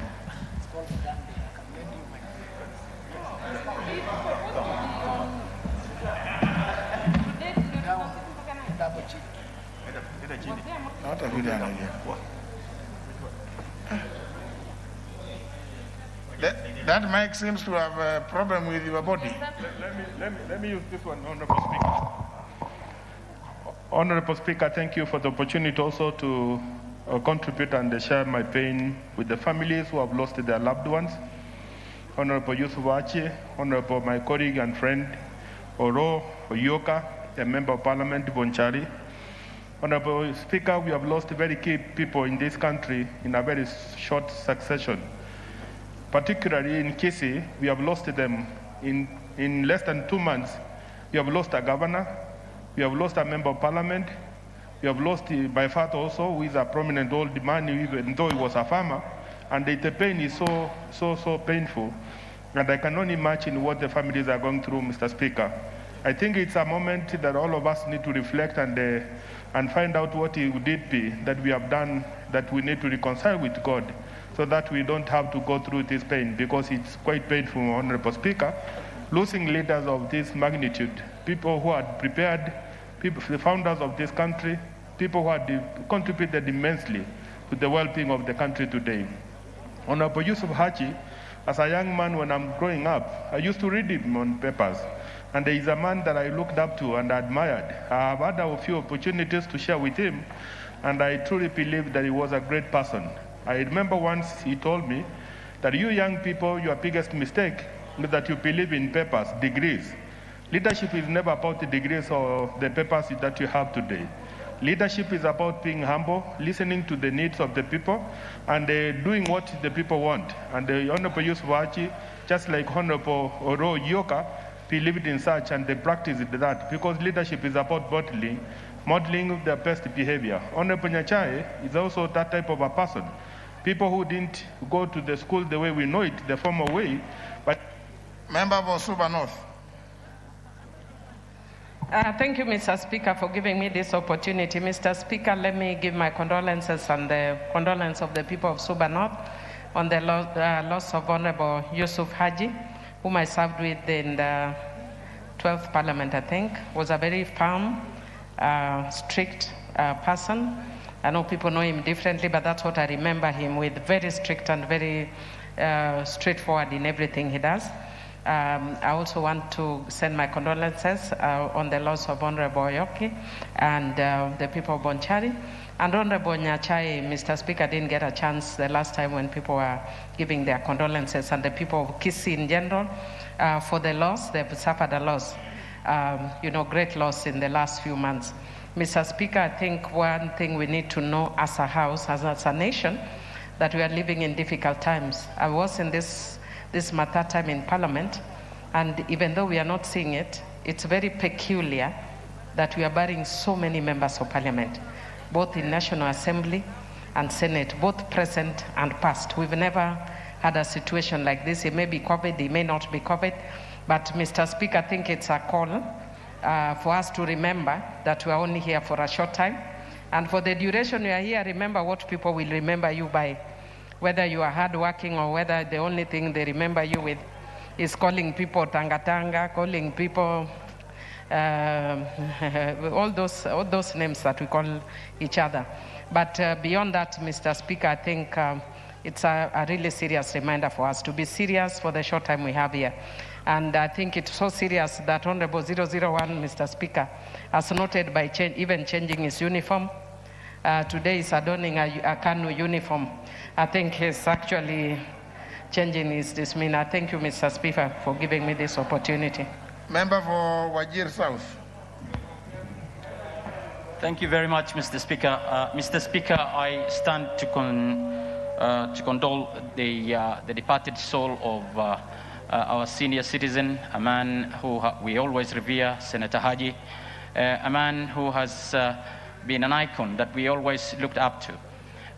He was my immediate cousin and my first cousin. Unfortunately, it was the saddest moment for me and my family, and it really touches the heart of many of our people for the good he has done for himself, for the community, and for the country. So he was a man who took the country first and stood by what the country needs. He has been one of the icons that all the presidents that this country has seen have been related in terms of their work ethics. Senator Haji was above board in terms of ethics. He's a man who stood by his words, by his ground, and a man who has actually took leadership to the best that any leadership can be admired of. And truly speaking, we are sure that if every one of us felt that way, then it means that the calling of Allah to his heaven is obvious. And I wish to advise everybody and request everybody, that is, to sincerely forgive if he has crossed any line with any or anybody. And that is where my plea stands on. And we want to revere his soul, to say that he stands in our hearts and up above there in heaven. Thank you very much. Member for North Horn. Thank you, Mr. Speaker. Mr. Speaker, let me join my colleagues in really sending messages of condolences to the families of Senator Haji and our colleague John Olo. May God rest their soul in eternal peace and also give their family the courage, the wisdom to overcome this immense loss. Mr. Speaker, Sir Honorable Yusuf Haji is a great leader of this nation, a very humble, religious, and a man of very high level of integrity. He served this nation as a public servant, in administration, as a cabinet minister, as a member of parliament, as a senator, and in many, many capacities. In particular, I really want to honor him and remember him for the great work he did for us in Marsabit County. In 2013, we had a major crisis in that part of the country. He was a key mediator appointed by the President, the Honorable Kaparo, the former Speaker of this House, and through their efforts, we were able to have some peace in that region for some times. Mr. Speaker, sir, he was a honest broker, very dignified in how we handled everything. And more than that, Mr. Speaker, sir, is a man who was God-fearing. May God rest his soul in eternal peace. Commissioner Momanyi.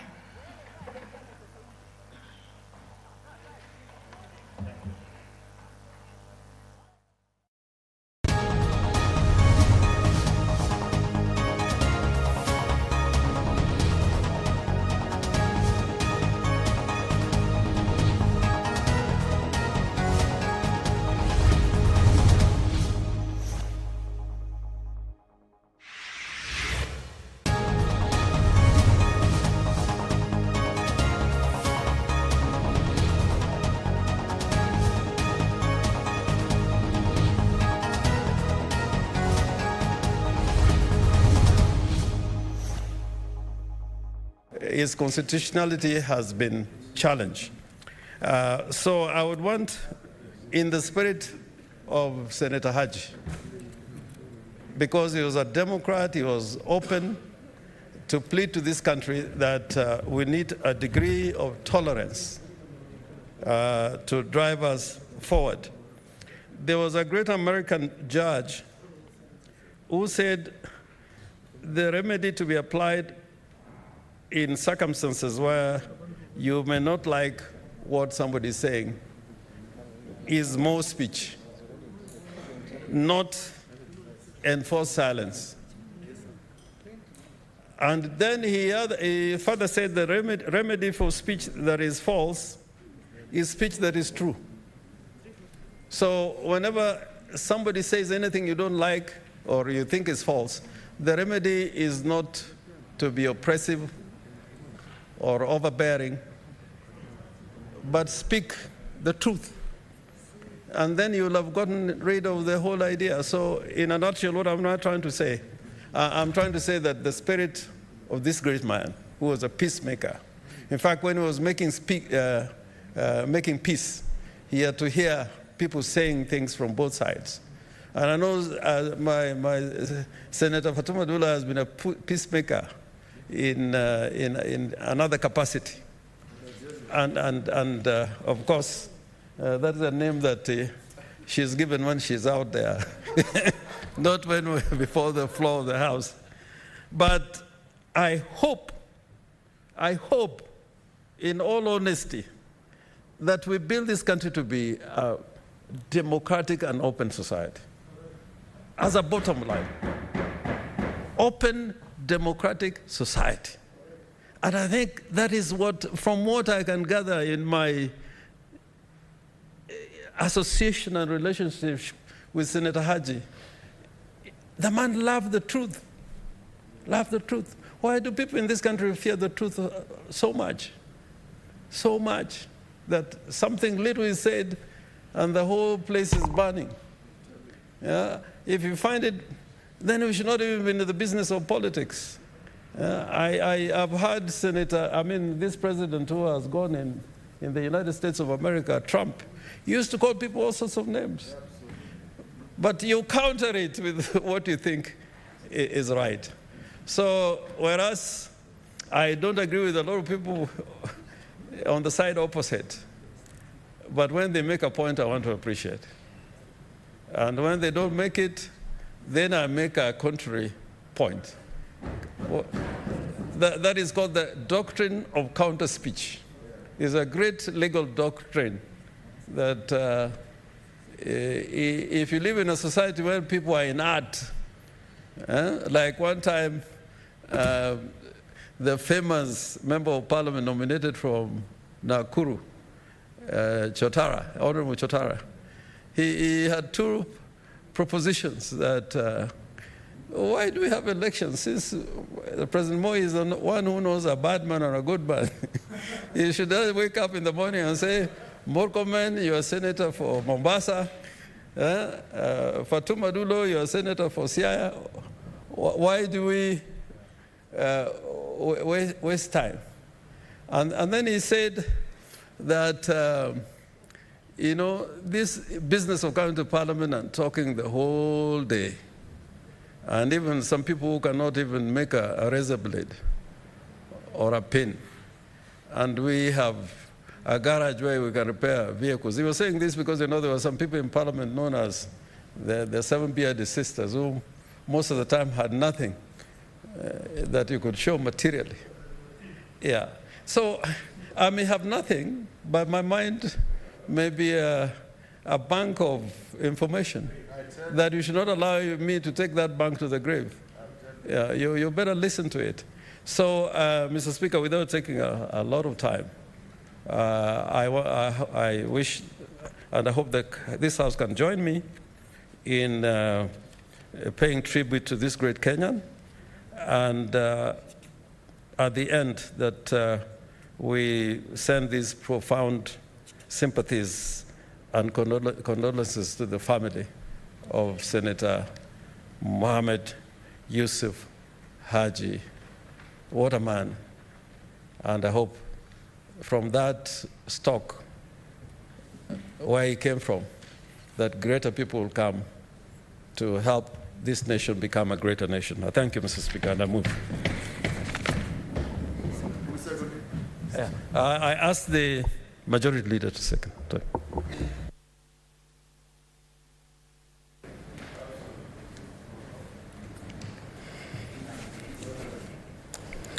You know, Mr. Speaker, I beg to second.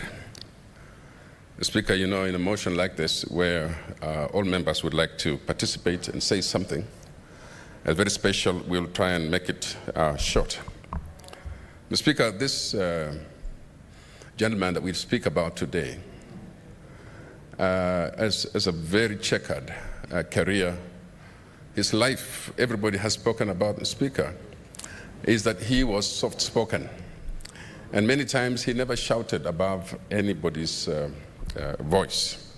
He was soft-spoken, but whatever he said, as a Speaker, you would listen and you would definitely respect. At the age of 80, we've lost him, in my view, early. We needed for him to be there. But, Mr. Speaker, in the Muslim religion, that's God's timing. And also in any religion, we leave that to God. One of the very first pastoralists to rise in the ranks of provincial administration was Yusuf Haji, very young. And actually, Mr. Speaker, one of the most educated, even at that time, were trained, well-trained. And coming from a place where he didn't have very many to support him in terms of tribe, he excelled in relating to other people everywhere he went. And that was one of the biggest contributions, one of the biggest assets, Mr. Speaker, of his character, is that he then learned to operate in any setting, including any community where he went to. And so that in itself tells you what kind of person that Yusuf Haji is. But Mr. Speaker, the reason why we have a special tribute, a moment of tribute for Yusuf Haji, and I don't know whether I can be heard. All right. Is that, Mr. Speaker, while a lot of us appreciate the way that our Muslim brothers and sisters do their funerals, Mr. Speaker, and conclude so quickly, while we admire that, it also does not give time for closure. And Mr. Speaker, people would like to have time to speak about a person and mourn that person longer. And so, Mr. Speaker, this is why this special sitting is important. Because we have already buried Yusuf Haji, but now you are giving us an opportunity, the House is giving us an opportunity for that closure, for us as friends, for us as people who have grown with him, to then eulogize this great guy, this great man. And so, Mr. Speaker, that is one of the reasons why we have this session today. The other reason, Mr. Speaker, is that in this particular tradition, the Islamic tradition, it is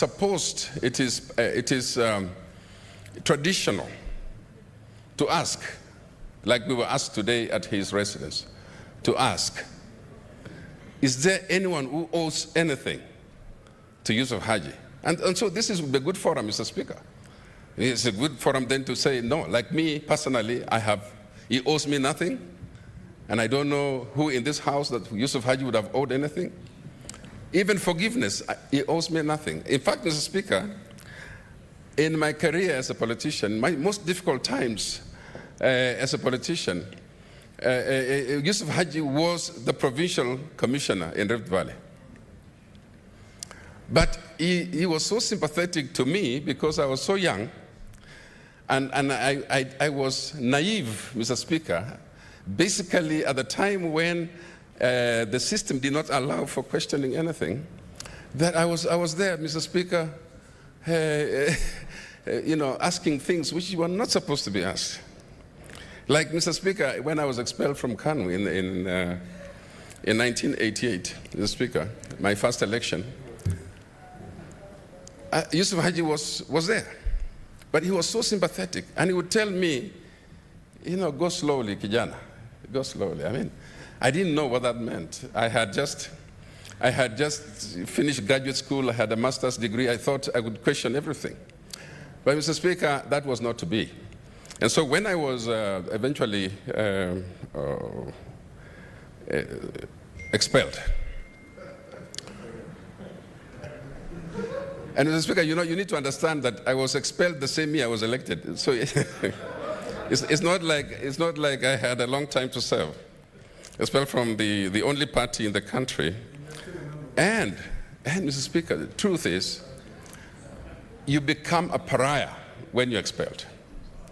And Yusuf Haji was the administrator, but that moment of victimizing you, he didn't do that. And so I was able then, Mr. Speaker, to organize myself and get out of the country without much harassment.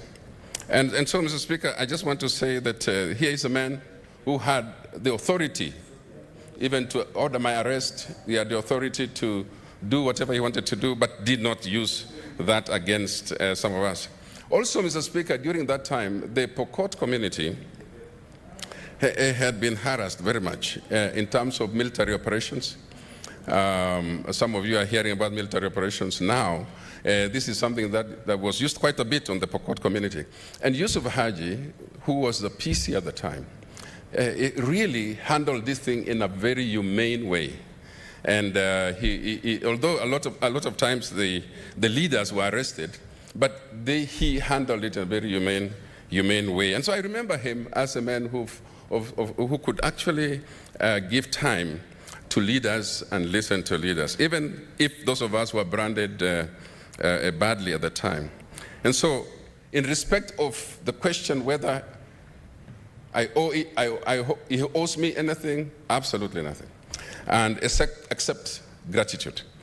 And Mr. Speaker, every time that we had issues, even in the personal lives, and you spoke to Yusuf Haji, he listened to you, he gave you advice which was fatherly. The other thing I must say is that he really gave his family a very good life. He gave his family education, his children. And which is and like Nyachai, when we spoke about Nyachai in Nyachai yesterday, the day before, yesterday.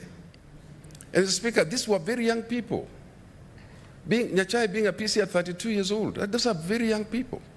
And yet, Mr. Speaker, they were able to operate under those conditions. And so Yusuf Haji and his peers at that time were very well prepared and very well trained. And so one thing which is thankful is that he prepared his family for life, and therefore he prepared his people as well, the people of Garissa and generally the people of Northeastern. So he is a man who cared beyond his own family and cared beyond his own small constituency. The Speaker, one of the last examples I'll give is, and I think it's the one that the minority leader has said, in 1997. In 1997, Mr. Speaker, I came back to Kanu, and I ran for the Member of Parliament for Kacheliba constituency under Kanu. Those days, the nominations were still Mlolongo, and those days, Mlolongo nominations, the Speaker could go either way. And in those days, you are a DO. I think you realize The DOs were also presiding officers, and the DCs, I think, were the returning officers. And so, no, the returning officers and then the other ones presiding officers. I don't know which one was bigger than which. But mine was unique because the late former president had a candidate he liked very much at the time. It was called Peter Nangole. And he was an assistant minister, and I was running against him. And Haji was the PC. And Mr. Speaker, when I won that nomination, it was a problem for the country and for the party because I was not supposed to win that nomination. So the DO, Mr. Speaker, of Kachaliba, you called the DC and said, there's a problem. I said, what's the problem? The assistant minister has been beaten. And the DC said, wait for me here. Don't do anything. Don't announce. Let me call the PC. And guess who was the PC? Yusuf Haji. And so the DC now calls the PC, and the PC says, wait, don't announce. Let me call the president. And Mr. Speaker, in the end, when the PC now goes to see the president, and the president was told that there was a problem in Kachaliba, the former president, the President Moi, it so happened that PC Haji and my good friend Lotodo were together. And they spoke very nicely of me, Mr. Speaker. They said, at kijana si mbaya sana. In Kiswahili, meaning I was not a very bad young man. And, which is true up to today, Mr. Speaker. I'm not a very bad young man.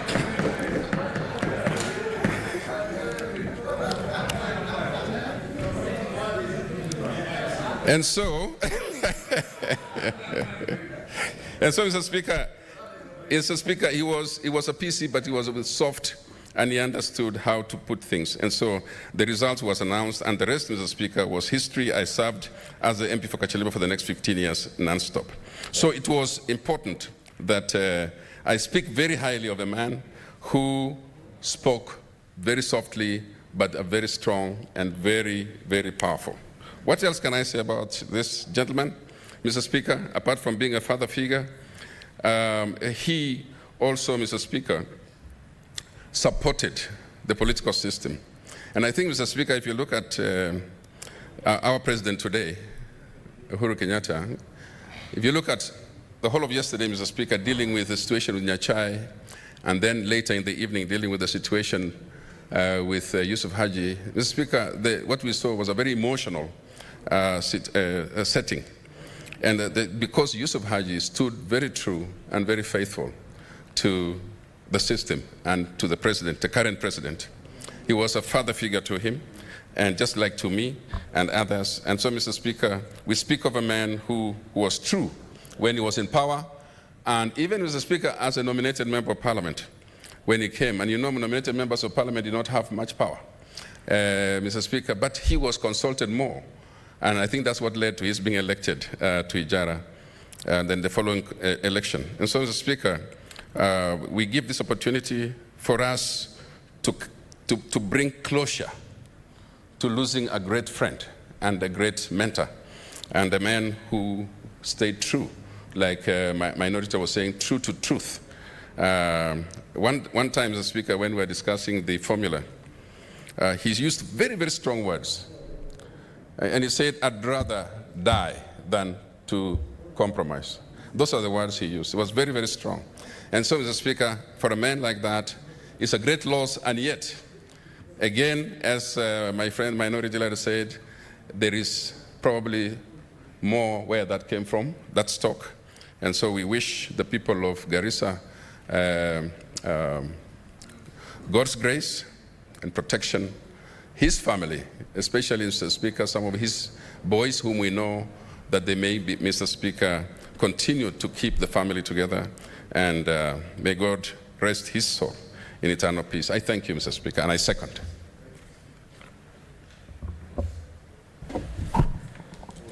Honorable Senators, I now put the question, the question, which is that the Senate expresses its deep sadness at the death on 15th February 2021 of Honorable Mohammed Yusuf Haji, the Senator for Garissa County and Chairperson of the Standing Committee on National Security, Defense and Foreign Relations, records its appreciation for his contribution to public service spanning over 6 decades, recognizing him high esteem in which he was held by colleagues from all parties and the principled, dedicated, and considered manner he undertook his duties, and offers its profound sympathy and condolences to his family, friends, and the nation.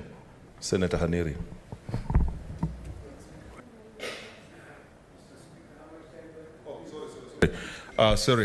I realize all of us want to say something. So I'll seek your indulgence that each one takes 5 minutes. Just put your thoughts together, thought process together, summarize, and use 5 minutes. Mr. Speaker, I want to thank you for this opportunity, and just before I make my tribute, I want to thank Senator Orengo for moving this motion and the proposal that he made, and in a way of seconding it. Mr. Speaker, I think it's a high time that we amended our standing orders to provide for this, that when a colleague passes on, or a head of state, or a head of government, or prime minister, and that level, we shouldn't be making our tributes riding on your communication. There should be a proper motion put before the House, adopted, so that the Hansard and the tributes can be sent to the families. Mr. Speaker, I think this should be taken seriously so that we amend our constitution, our standing orders to provide for that. Mr. Speaker, it is with a very heavy heart that I stand here this afternoon to pay my tributes to a great friend. Mr. Speaker, once again, death has robbed this country of a great leader, a leader who was forthright, honest to the core, a peacemaker, Mr. Speaker, a patriot. He was selfless, generous, and above all, Mr. Speaker, humble. I liked his humility. Mr. Speaker, I personally have known our departed colleague for the last 26 years. Many of you may not believe this, but I have known him for 26 years. Mr. Speaker, I knew PC Haji when I was running for my by-election in 1996. When James Orengo, the late Wamalwa Kijana, the late George Captain had waged a very tough war on me as the KANU candidate, Yusuf Haji, Musalia Mudavadi, Mudia Wori, and Andrew Ligale stood with me, and that is how I came to the house, this August House, Mr. Speaker. Mr. Speaker, at that time, KANU was synonymous with the provincial administration. So Yusuf Haji, as the PC, was my lead campaigner in my first election to Parliament as a member of Parliament for Hamisi. Mr. Speaker, he always regarded me as his son, and that is how he called me until he died, my son. Mr. Speaker, known to many, I had a close relationship to him because my own father died in the hands of Yusuf Haji. When my father was the member of Parliament and Yusuf Haji was the PC, I think they had been invited to a function where Yusuf Haji was the chief guest, and my father was there as the area member of Parliament. And when he was called to speak and invite the PC, my father collapsed and breathed his last. His last words were that samahani soda niliyokunywa inanitatiza, and he collapsed. It is Yusuf Haji who went and picked him from that podium, put him in his Land Rover, the official PC's Land Rover, and drove him to Aga Khan Hospital in Kisumu, where he was pronounced dead on arrival. And Yusuf Haji always reminded me that your father died in my arms while I was rushing him to hospital. That is how closely I related with our good brother, father, and colleague Yusuf Haji. I served with him in the National Assembly for a good 10 years, and in this chamber for 8 years. So he's been my colleague for the last 18 years. And Mr. Speaker, when I say that Yusuf Haji was the voice of reason, I think all of you will agree with me that the old man was indeed the voice of reason when it came to debate in this House. His death leaves the Senate poorer. His death leaves this country poorer. Mr. Speaker, on my own behalf, on behalf of my family, on behalf of the people of Vihiga, and on behalf of the people of the former Western Province, where he served as a PC for very many years, I want to take this opportunity to wish his family well. It is our prayer that God will give them strength and fortitude during this very trying moment. And it is our prayer that the same God will rest his soul in eternal peace. Fare thee well. We will miss you. We will miss your company. We will miss your contributions, and we will miss your guidance. Rest in peace. Thank you for managing your time well, Senator Murkomen. Then you.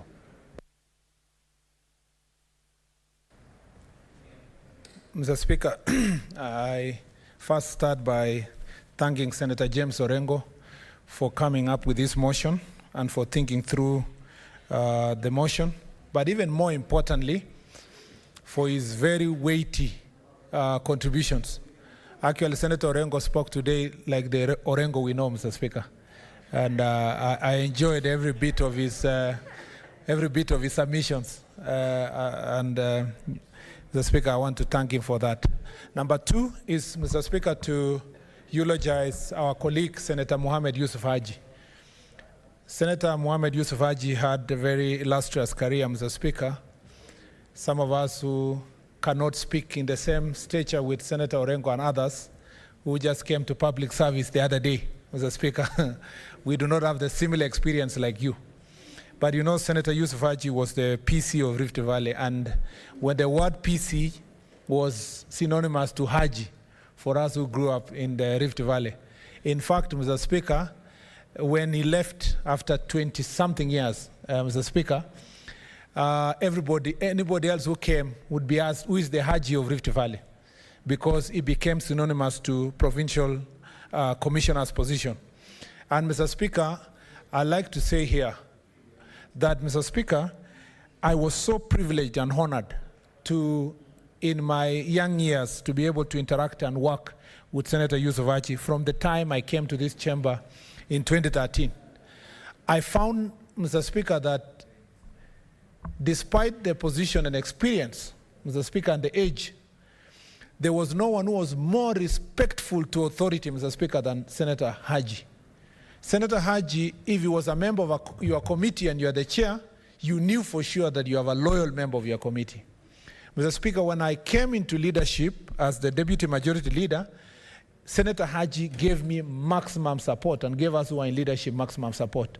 Even later, Mr. Speaker, when I became a majority leader, Senator Haji became the person I used to go to ask for counsel, for advice. I remember one day we went with him to see the deputy president over something that was in Garissa. And Mr. Speaker, the way he was approaching the office of the deputy president was, I was even shocked myself because, Mr. Speaker, I thought I was even more casual than he was. He really respected authority. If something came from the president, Mr. Speaker, as it used to, most of the time, any communication I brought to this house that came from him, Senator Haji was a person who would not countermand. He would not even ask for me to get evidence whether the president wanted something to be done this way or the other. He was so loyal to authority, which was, Mr. Speaker, his strength, but at some point I even thought it was his weakness. Because, Mr. Speaker, Senator Haji, when I give you an example, Senator Haji didn't want to serve as the chair of security. But the president had told me that there is no other person who will chair security. It must be Senator Haji. So I came here and I told Senator Haji, we are making you the chair of security committee. He told me, no, my son, I am now satisfied to serve. Let others serve. I have served long enough. Let me give an opportunity to other young people like yourself to serve. And I told him, call the president and tell him you are unwilling to serve, you know. Then he told me, it came from the president, that's it. I'm going to take this responsibility. And he took it with a lot of humility. And I want to thank Senator Sakaja, who was his vice chair, because they worked seamlessly, Mr. Speaker. And Senator Sakaja took the responsibilities on his behalf, like Senator Fatuma Dulo did in the last term. And Mr. Speaker, something else I learned from him is that he was able to stand firm, like Senator Orengo said. And maybe the only time I saw him stand very firm, which I was saying, Mr. Speaker, here, his loyalty was also a weakness because it was very difficult for him to go against the government position. But when it came to division of revenue, Mr. Speaker, Senator Haji was not only firm in what he believed it is for the people of the pastoralist community and the people of Garissa, but he sat here, Mr. Speaker. Even when he felt like he had some flu or something, he made sure that he sat here, even up to 10 o'clock, 9 o'clock at night, waiting for that opportunity to vote. And so I asked Senator Haji, we walked behind him and I asked Senator Haji, I don't understand, there's a paradox here. You are the chair of BBI. You are the guy of the president. But at the same time, there is a motion in this house that is supported by the executive and the majority side. Not yet. My time is not enough. Is it? Okay, Speaker, 2 minutes. Let me finish. I didn't even see it. Mr. Speaker, I wish I saw the... So tell us what Haji told you. Thank you, 2 minutes, Mr. Speaker. I thought, Mr. Speaker, it was sabotage. Mr. Speaker, it was that paradox that I asked him. So you are standing this way, and you are the closest man to the executive, and we are suffering. And I think we were with Matsayo and others. We told him, why don't you go and intervene on our behalf? He told me, I'm not even picking anybody's call. I'm not taking anybody's directions. I am so firm and focused to vote for the people of Garissa. So, Speaker, maybe in my own confession, because Senator Haji was my friend, there were things Senator Haji was unhappy with in the BBI report. And I don't think he's the one who ordered everything in BBI. There must have been things, of course, that are compromised that came from other quarters. It was a bit of a letdown that the things we achieved as Team Kenya in these chambers, and Senator Haji participated, found themselves, Mr. Speaker, in the BBI report in terms of the per capita income application on division of revenue. And I think, Mr. Speaker, that's something we must ponder through, because if we believe that Senator Haji was a man of equity, we must also, as leaders, ensure that the things we do will make sure that they protect all communities equitably. I want to wish his family, I want to wish Nordin and his brother and the rest of the sisters and their extended family God's grace at this very difficult time. I know, Mr. Speaker, Senator Haji's history will be forever remembered in this country, and there are things I learned from Senator Haji that I wish that, Mr. Speaker, I'll be able to apply in my personal life. Thank you, Mr. Speaker. Senator Professor Kamar.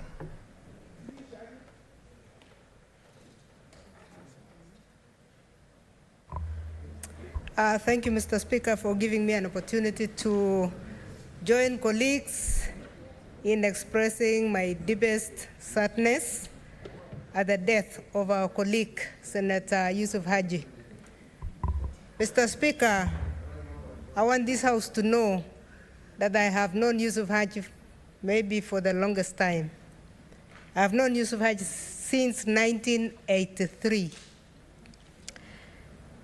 When I was a district soil conservation officer in Trans Nzoia, and he was posted to come at a time when we had had elections that created a lot of tension in Trans Nzoia.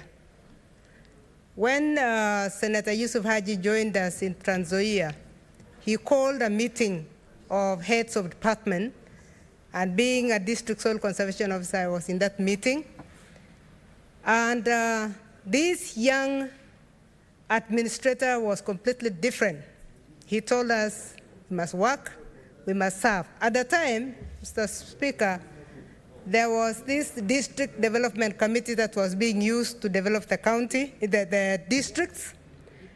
And he redirected us to development at the time that we thought we were going to discuss elections that had caused a lot of tension. The peacemaker in Yusuf Haji, you could see that early. Mr. Speaker, later in 1996, I got to know him more. When after the 1995 trip to Beijing conference, the women of Rift Valley asked me to join Rift Valley Maendeleo and to chair them.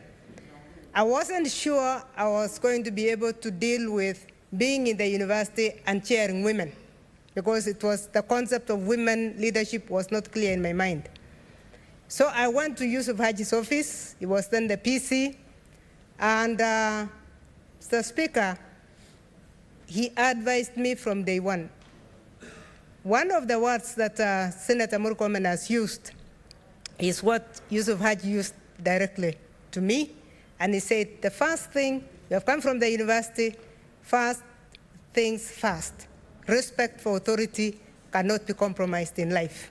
He said, you are coming from a very formal system, a system that has a different order. If you are coming to lead women, respect for authority is something you must carry in your mind.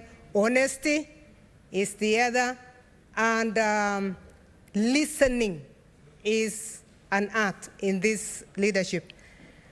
At the time, I was not very sure how I was going to discuss, because women squabbling was very high.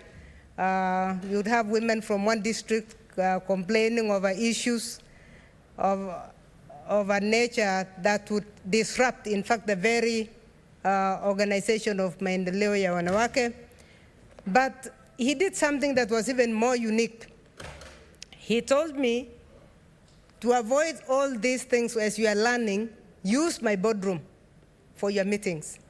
So a young lecturer trying to be a women's leader, leading women who are more experienced in the women's movement, I used this boardroom, and it made a lot of difference. What it did to me, Mr. Speaker, is that Yusuf Haji opened the doors of his office, that I would see him before the meeting and see him after the meeting. At the end of 3 years, I had known the women movement so much that by the time the East African community positions were coming in, every woman in Rift Valley was saying, let's send Professor Kamar to the East African community. That's how I went there. It's because of contributions of such people, contributions of women like Phoebe Asio, but it started with how I was mentored and trained by Yusuf Haji. From the time I met Yusuf Haji, I got into a habit of consulting him on many things. In fact, the most recent one, Mr. Speaker, in last year, I called him for advice in 2 occasions. But the one thing that really surprised me is that I called him from Eldoret and I said, I need advice. And he said, where are you? I said, I'm in Eldoret. He said, I'm in Garissa. And he said, when are you coming to Eldoret, to Nairobi? I said, I'll be in Nairobi tomorrow. He said, I'll come the day after, which was on a Monday. Your time is up.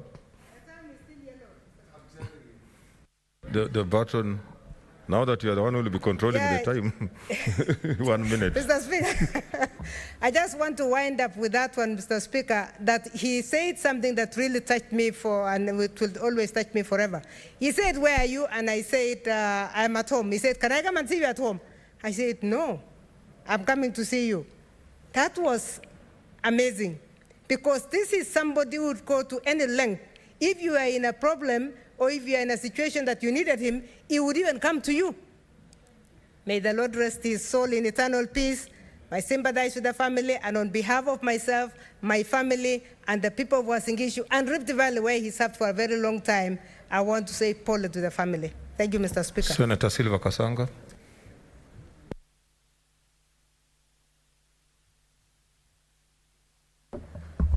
Thank you, Mr. Speaker, for giving me this chance. Also, to eulogize our colleague and friend, Senator Yusuf Haji. I also want to thank the House leadership, Senator Orengo, for bringing this motion that has given us the opportunity to add, our voices to this. And also, just for the fact that Senator Orengo's submission was so powerful. And without a doubt, I can say then I am very privileged to have rubbed shoulders with the late Senator Yusuf Haji. And I must say, as I count my blessings every morning, I count my blessings that I do rub shoulders with some of the most distinguished gentlemen in this House, and there's always something to learn from our leaders ahead of us. So I want to thank you, Mr. Speaker. And I want to say from the submissions of the leaders ahead of me, what I had written here then stands true. For me, Senator Haji was the epitome of humility. And without a doubt, from his colorful, distinguished career in public service, I can't believe he walked so gently amongst us, spoke so gently amongst us, and yet he carried all those accolades with him. I can add words like approachable, warm, open, candid, thoughtful, respectful, wise, when I think of the late Senator Haji. My last encounter with him was during the time of the revenue sharing. And he came and he would sit in Senator Mutula's office, which I consider my pit stop. I always stop there for one thing or two. And I found him seated there on his own. And I sat next to him and started just a small conversation with him. He looked quiet. I asked him, Senator, are you okay? He says, I'm okay. I said to him, but you look very, heavy-hearted. What's going on? And he said, this thing is not good. He was referring to the revenue sharing standoff that we had had. And he said, this thing is not good. This thing is not going in the right country, in the right direction. He said, this thing is not in the spirit of BBI. Those were his words. And like Senator Murkomen said, I also asked him, but you are the chair of BBI. You can make this thing go right. And he said, nonetheless, this thing is not going well, but we shall see what to do. Then we went on to have, a small conversation where he wanted to find out a little bit about me. And I told him what I'm doing in the House and what my intentions are and what I do when I'm not in the House. And he said something to me that I'll carry for the rest of my life. He said, in the end, when you take stock of your time in public service, you must be able to stand proud for what you have added to moving this country forward in the right direction. And that touched me so deeply because I could see in him and the way he conducted himself throughout the revenue sharing. He really did stand firm for what was right for his people, and he was ready to die for it like we have had. He went on to encourage me in our conversation, and he said, as a nominated member of parliament, you have been granted a platform to build upon and transform the communities that you represent and the people you serve, and to make the people who brought you here very proud. And he said, don't forget that, and he said, you must aim higher. So for me, that was a whole mentorship session. And like we heard from Senator Dulo earlier today, he has mentored very many. So I have to say, this is the kind of leadership we must emulate. A leadership of gentleness, openness, firmness, knowing that you need to move your country forward. A leadership of mentorship. We hold younger people. We hold their hands and be ready to let them lead when it is their time to lead. Because that's what Senator Haji did. And I think we owe him that kind of respect as we are eulogizing him. The politics of shouting. I watched Senator Haji during the revenue sharing formula. When this House, we had brought it down with shouting and pointing. And he sat quietly the whole time. And there's something about that. Sometimes it is in silence that we resolve issues. And indeed, he has been such a long-serving public servant, resolving a lot of disputes like we have had. It must be because of his gentleness and his silence that he's able to have such wisdom to pursue peaceful methods of dealing with conflict. So I must say we have a lot to learn.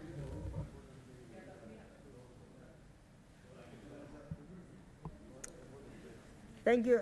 Senator for Isiolo, Senator Dulo. Thank you, Madam Speaker. Madam Speaker, let me take this opportunity to eulogize Senator Yusuf Haji. I'm sure the 5 minutes might not have been enough for me. But let me say a few words about Senator Haji. Senator Yusuf Haji, I came to know him way back when I was married through my late husband. That was way back before I came to the Senate. And truly, Senator Yusuf Haji has kept friends from young and old for many years. He has respect for everybody. We have lost a leader who has respect for authority.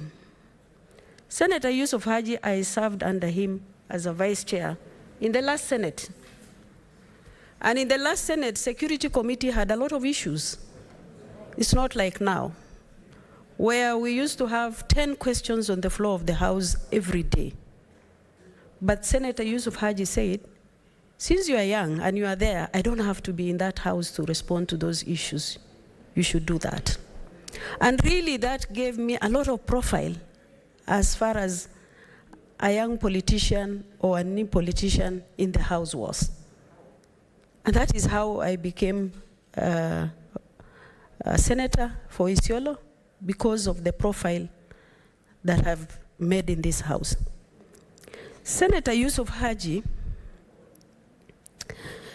clearly as a chair, he has a lot of respect for his members.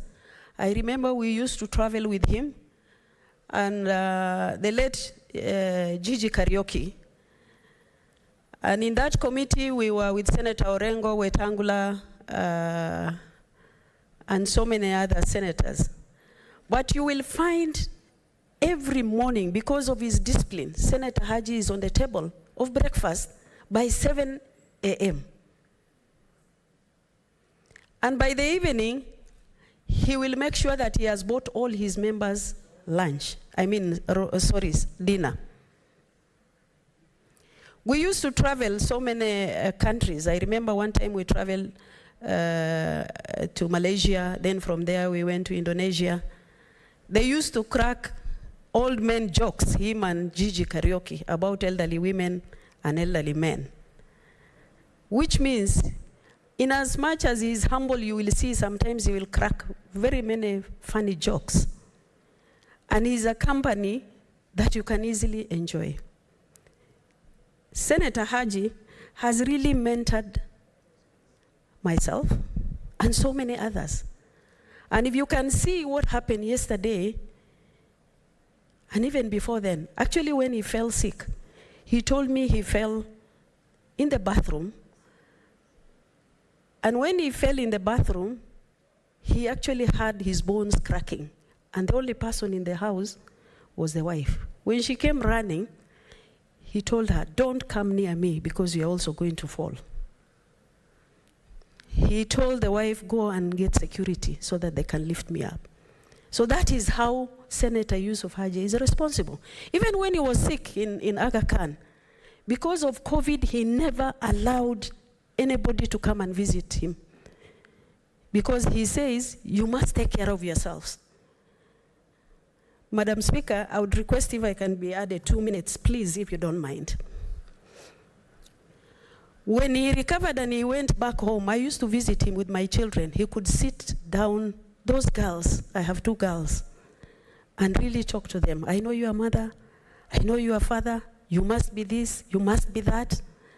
You know, he could actually even sit and say, let me pray for you, because Islamically, a sick person, when he prays for you, the prayers will be answered. That is the kind of person Senator Yusuf Haji is. Yesterday, you will see that his own grandchildren, his own children, you know, unlike some families, people mourn and sit in a room and cry. But in that house, you will see everybody running with a responsibility. The girls the boys, the grandchildren, and they are the ones who lowered the body of the ground.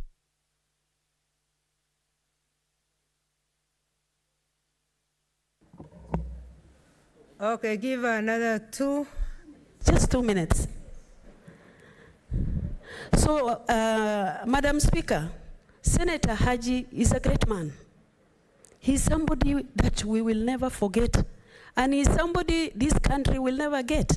Because one of the attributes as far as government is concerned, he has never gone against the government.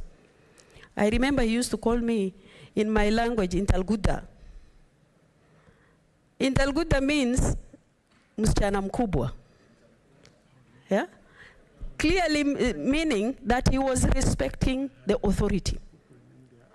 I remember he discussed in confidence about BBI with me before he was taken ill to Turkey. But I'm not going to say it here. I have shared it with the relevant authority. We must, as a country, do something in remembrance, in honor of Senator Yusuf Haji. Finally, I know a lot is going to happen as far as North is concerned, and Northeastern is concerned, but I hope, because Senator Haji stood for almost everybody, especially for Northern Kenya. He had a lot of respect for everybody. Even during formula revenue sharing debate, even when he was sick, he will call me and ask me, Fatuma, if you tell me come, I'll come. And he was sick. Yeah? He is that kind of a person. But let me not take a lot of time. I've lost a friend, a father, a mentor. And as Islam or Muslims say, let Almighty God grant him Jannatul Firdaus. I thank you. Thank you, Senator. Senator for Nairobi, Senator Sakaja Johnson. Thank you, Madam Speaker. Madam Speaker, unlike many who've spoken, for the longest time, I only read about Senator Haji as we were growing up, as a PC. And I was fortunate to then meet him later in 2011 and then 2012 when I was his party chair. Madam Speaker, it was interesting because at that time he was 72 and I was 27. And it was just the numbers that were inverted. And him together with Senator Gigi Kariuki made a habit of having lunch with me once a month because they were guiding me. You can imagine chairing a party of people older than your father and your parents. It was very tough. But he really encouraged and mentored me during those times. I remember many people had said these young, inexperienced guys will make us lose, but he encouraged me. I remember after, in 2014 August, and that was after the election, after we'd come to Parliament, I was in the National Assembly, and he was in the Senate, him together with Senator Musila, who were very close friends. In Washington, D.C., they called me and said, come, let's take a walk. And we took a walk and they sat me down at a restaurant. I remember we were having tea and he was having olive oil with his bread. And he said, the first thing we'll tell you is do this frequently. It is good for your body, the olive oil. And they told me between the two of them, they've served Kenya for 100 years. I said, what do you mean? They said, yes, 100 years. Senator Musila, 50. Senator Haji, 50. And he said, I have been his boss. The time Haji was Musila's boss.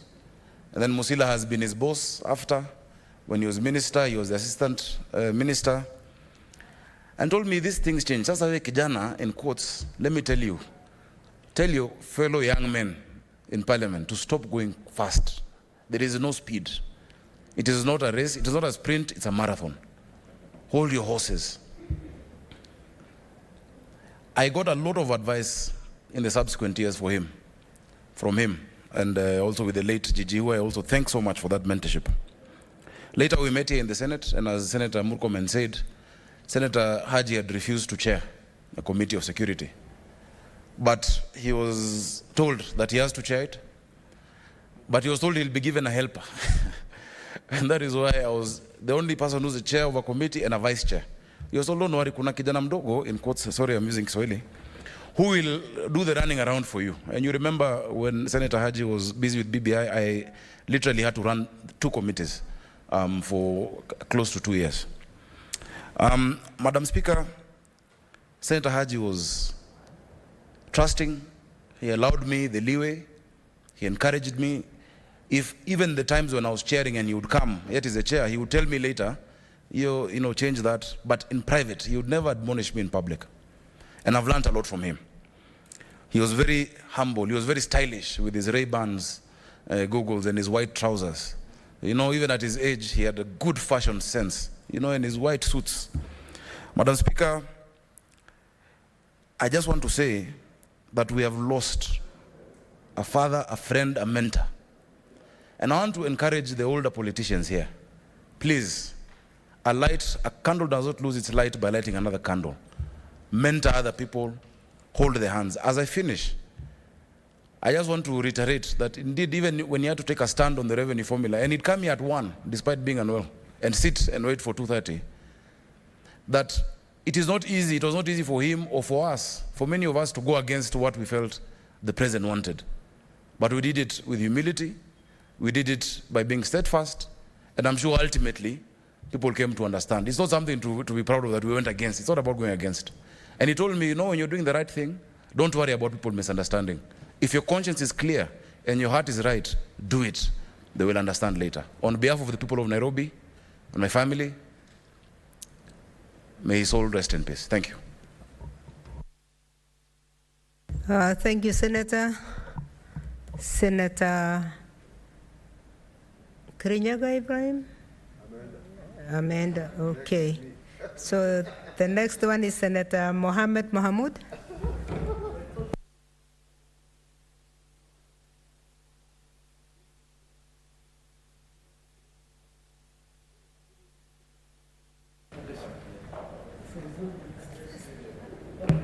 Thank you, Madam Speaker. Let me thank the leadership for bringing up this important motion to pay condolences to our fallen brother, the late Muhammad Yusuf Haji. Madam Speaker, the late senator was an elder brother, a friend, and a colleague. Madam Speaker, as a person from the region of Northern Province, the late Yusuf Haji was a beacon of hope, and in fact, he lit a candle in that region by the sort of work that he had done for this government. Madam Speaker, the late Yusuf Haji worked in difficult circumstances. His first job was a DO in Northeastern Province, in my home county, under the Shifter War. Difficult as it was, he left a lot of good memories with the people of that region. Madam Speaker, he rose through the ranks to become a PC, and of course later member of parliament and also a minister. And those of us who worked in the civil service, he served as a role model for us. So Speaker, the like of Senator Yusuf Haji is what made us in that region be part of this government. The trust that the government of Kenya had in him, the loyalty with which he served this country, the sort of mistrust that was between the government and that region at the beginning, is people like Yusuf Haji and General Mahmoud and the rest who may actually be included in government during President Moi's time. We will forever remember him. Madam Speaker, Senator Haji was a lovely person. He was very modest, as people say, but he was also very tough in his actions. We related very well with him. I personally, in the 10th, 11th, and also the 12th Parliament, he was our chair of the PG from Northern Province, and he gave us a lot of guidance in terms of issues of the community, peace making, both locally and also internationally in our neighbors in Somalia. The role he took actually is unprecedented. Madam Speaker, Senator Yusuf Haji lastly served as the BBI chairman, and I would like, as I said yesterday, that the BBI was supposed to bring people, Kenyans together, and I will ask the Kenyans to come together and emulate the character of Senator Haji, his character of bringing Kenyans together, and BBI should not divide us. I think I don't see the reason why Kenyans are quarreling a lot about BBI. It's the constitutional amendment, which has, no serious consequences of the country, no serious consequences on the people. But for us in the region, it's got some consequences because, my only worry is that the Article 203 of the Constitution has got some negative impact on my own, in our own region. But having said that, I think it is no reason for us to fight. For us to pay tribute to him, let us emulate the sort of peacemaker he was, the seriousness with which he served this country, and use BBI to unite Kenyans and not to divide Kenyans. Madam Speaker, Senator Yusuf Haji will be remembered for the seriousness with which he served this country, the loyalty he had for successive administration, and the seriousness with which actually he served his people also as a senator for Garissa County and also as an MP for Ijara. We wish his people well. We condole with the family, Nuruddin and Abdul and the rest of his sisters, their sisters, and the greater family of Yusuf Haji, because it's a large family. We condole with the people of Garissa County, people of Ijara, and also the people of Northeastern Province. Those of you who don't come from that region, please emulate Yusuf Haji. The loyalty of our people is undoubted. Kenyans will respect Northeastern Province, and in fact, whatever issues we have, let us be thought of as this country, and the people of Yusuf Haji should actually, like Yusuf Haji, should actually make sure that we, because at every occasion, people talk negatively about that region in terms of resource sharing, in terms of our, security challenges, in terms of loyalty. Still, there are some people in this country doubting us. We are part of this country, and we are not going anywhere. We are nobody's guest, and I think our brother Yusuf Haji was a good example. With those many words, I condole him. May Almighty Allah rest him in peace and admit him to the highest of heavens, as God promised. Those of us who have a difficulty with him in terms of maybe he alikosea kidogo hapa na pale, I'm sorry for the language. Please let's forgive him and beg God that he rests in peace. May Almighty Allah rest him in peace. Amen. Thank you, Senator. Senator Cheruiyot. Aaron Kipkirui. Thank you, Madam Speaker. Madam Speaker, I want to join the rest of my colleagues in eulogizing a great man, somebody we had the rare pleasure of serving with in this House for 2 terms, Mr. Speaker, unlike our senior colleagues who have had the chance of knowing him, including yourself, Madam Speaker. Earlier on when you mentioned that you knew Senator Yusuf Haji in 1983, my colleague here, Senator Falada, was quick to remind me that I had not even been conceived. So that's a disadvantage of being young amongst great people like you, Madam Speaker. But Madam Speaker, I'd wish to be quick because I understand the pressure of time and what our colleagues want to say. Earlier on today, Madam Speaker, when his son Abdul spoke to us and told us that in his last days before he lost consciousness, that the senator actually wrote a resignation letter because he felt it wasn't right for him to continue receiving salary. Sorry? Wanted to, yes, that's what I've said. Sorry if I didn't mention it well. That the senator wanted to write a resignation letter because he felt it wasn't right for him to continue receiving salary as senator yet not serving the people. Many people were surprised, but I was not, Madam Speaker, because that is a senator I know. Madam Speaker, last time, let me tell you a story that confirmed and came clear to my mind when his son was speaking. We had a dispute, the normal disputes that we had between us and National Assembly. And at one time, it was a time like this when you are handling the budget policy statement or maybe division of revenue. And there was a proposal that was brought to this House. We were seated in our Kamkunji. Then Speaker Ekwe was chairing the session. And we were all gathered here and we were told that the long-drawn battle between us and the Assembly was about to be brought to an end by executive offering, I think it was about 300 or 500 million, but only under one condition, that we had to spend that money within 2 months, because it was almost towards the end of the financial year. So many of us, we spoke excitedly and said, okay, we're toying here with ideas, what can we do with that funds? We could maybe buy motor vehicles to be used in the county for oversight purposes and many such things. But when it got to Senator Yusuf Haji's chance to speak, Madam Speaker, with his authoritative voice, he told us to our faces that banish that thought don't ever imagine that you can use public funds in the way that I have heard many of you speak today in this House. And he was so furious, Madam Speaker, to the point that he said, if you dare take this money, I will go to the public and I'll issue a press conference against you. And you know that I am known everywhere in this country. Let us see who will elect you back into this House if you dare take that money. That was the end of that story. We never picked that money. We ended that Kamkunji and agreed that if the executive wanted to sort that issue of oversight fund, then we better be provided with a proper legal framework on how to use those funds. That is Yusuf Haji, the man, Mr. Speaker. And so, for many of us that are young and starting off our career at this time, such privileges that God extends to us to be seated in such a room with men who have served this country with distinction, then it affords us the opportunity to learn and look at the lives that they've led.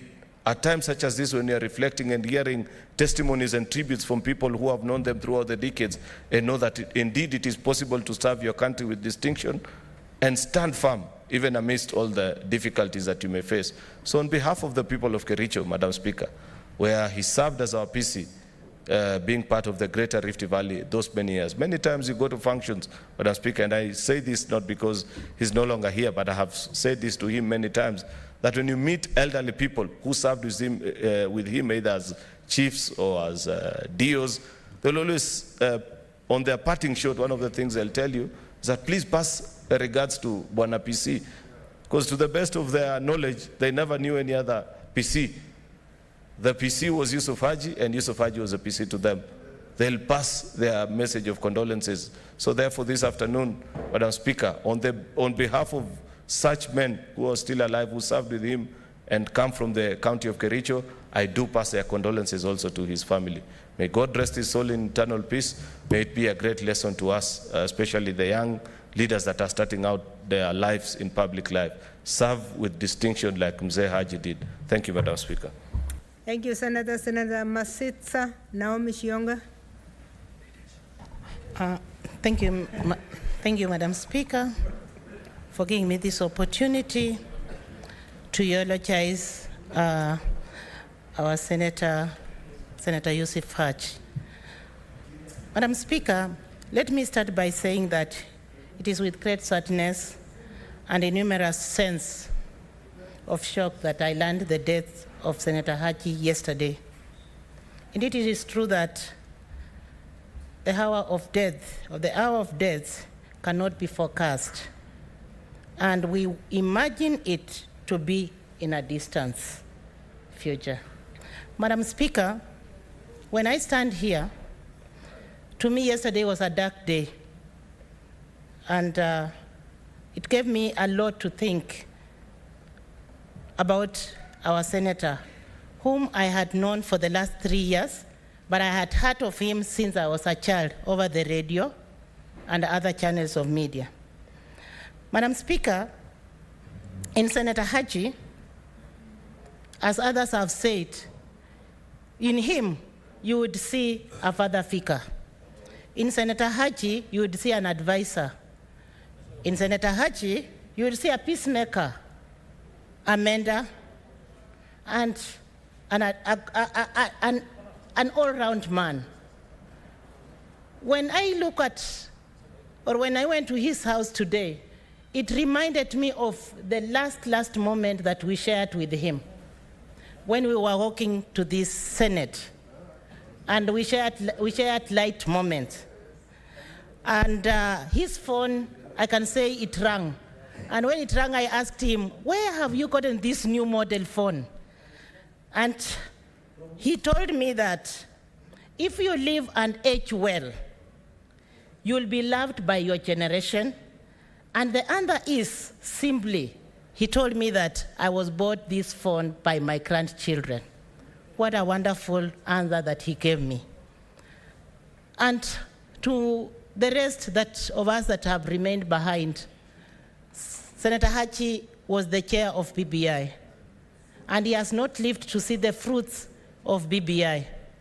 But indeed, to us who are here and who will get an opportunity to debate on the same, please let us not shame Senator Haji but actually live to his promise, because he meant a lot, especially in legal matters, security, and finance. He meant a lot to us.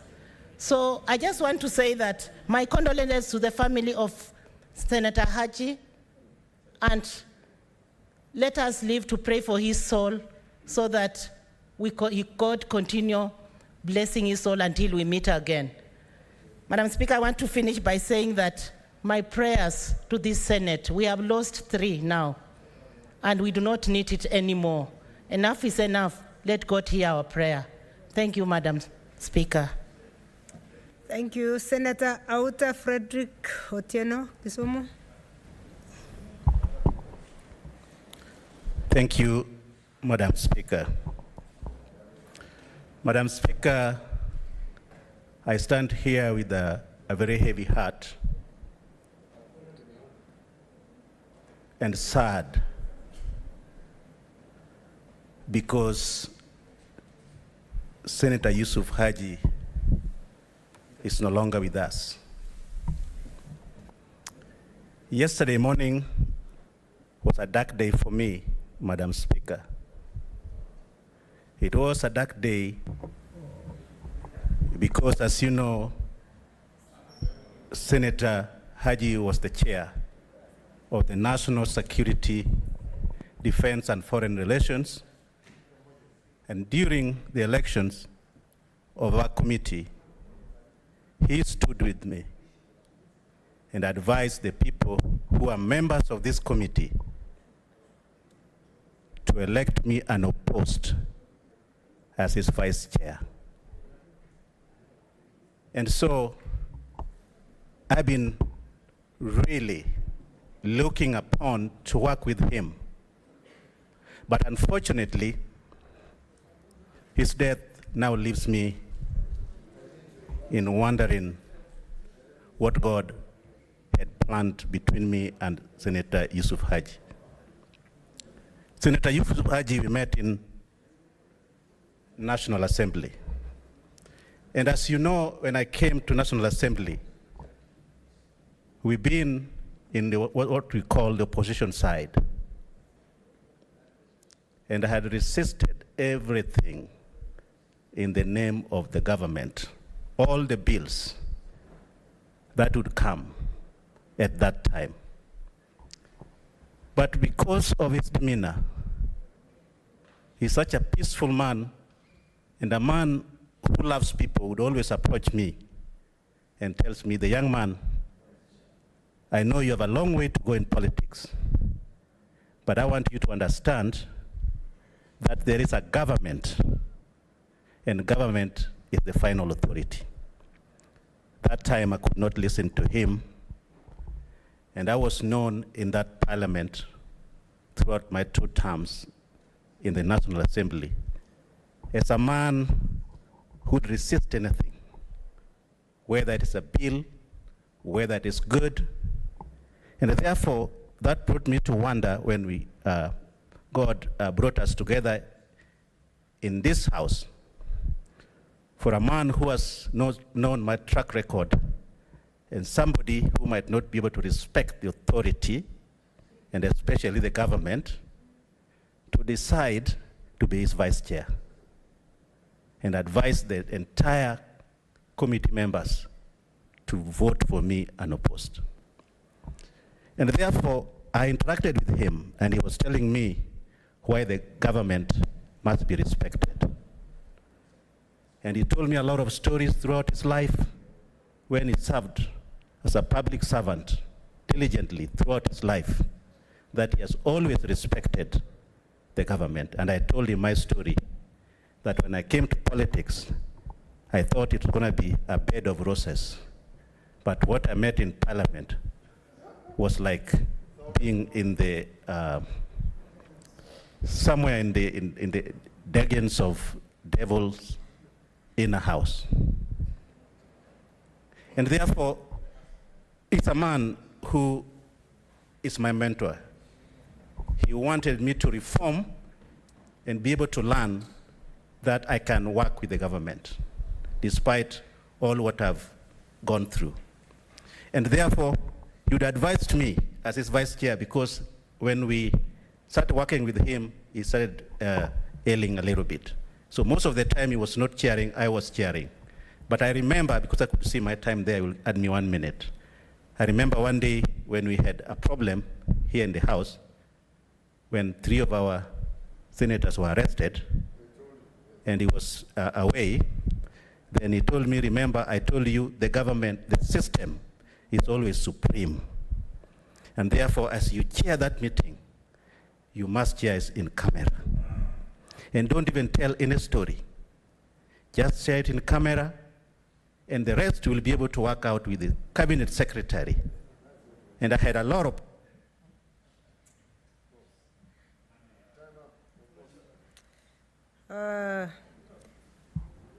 please wind up in 1 minute, because we don't have enough time for everybody. And therefore, I had a really big challenge to be able to respect that, because I thought we needed to defend our senators.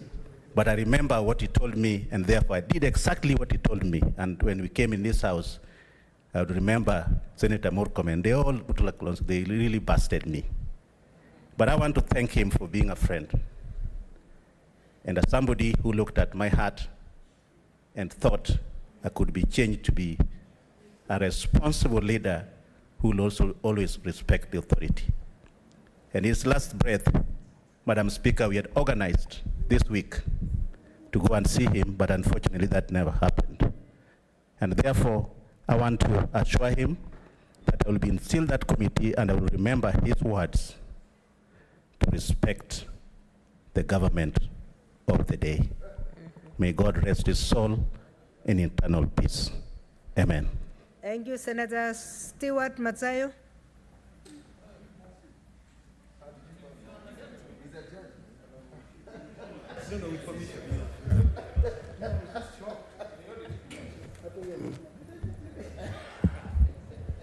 Asante, shukran Bi Speaker.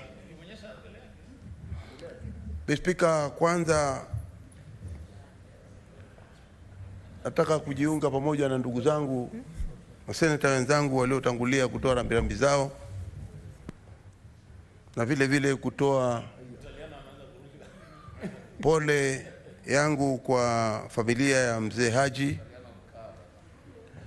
Niko na matumaini na imani kubwa ya kwamba ndugu yangu Nurdin ataweza kuiweka familia pamoja, na sisi kama tukiwa tumepiga magoti tukiombea Mwenyezi Mungu wakati huu wa shida waweze kupita janga hili la kupotelewa ama kumpoteza mzee.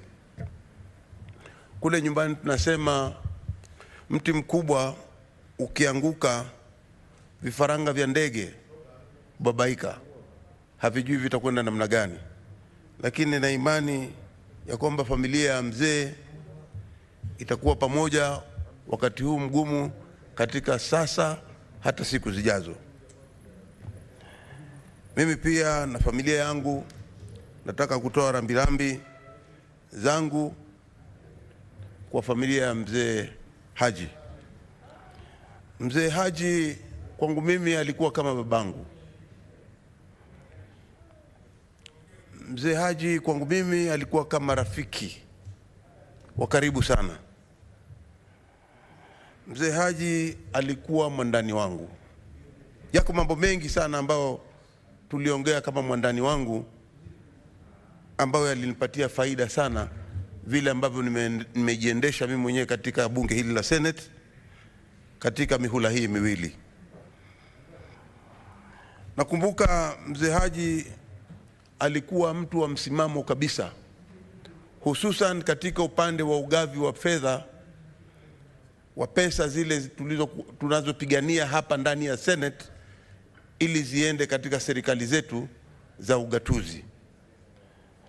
Mzee Haji aliniambia ya kwamba, mwanangu, nataka nikuambie ya kwamba hivi ni vita, na ikiwa kuna tashwishi zozote, wewe usiwache sababu iliyokuleta hapa ni kwa sababu ya watu wa Kilifi. kufa nao, kuwa na msimamo nao, na usibanduke hata kidogo.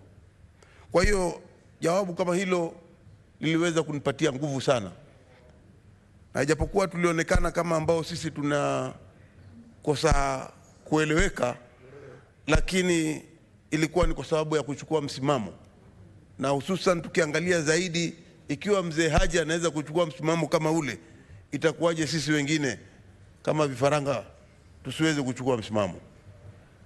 Kwa hiyo Bi Spika, nataka nimshukuru sana babangu Haji kwa sababu alichukua msimamo.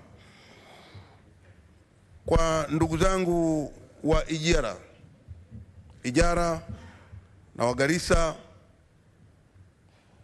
pamoja na wale watu wote ambao mimi nawakilisha katika bunge la Senate, hususan watu wa Kilifi County, nasema tuwe pole sote, na tunaweza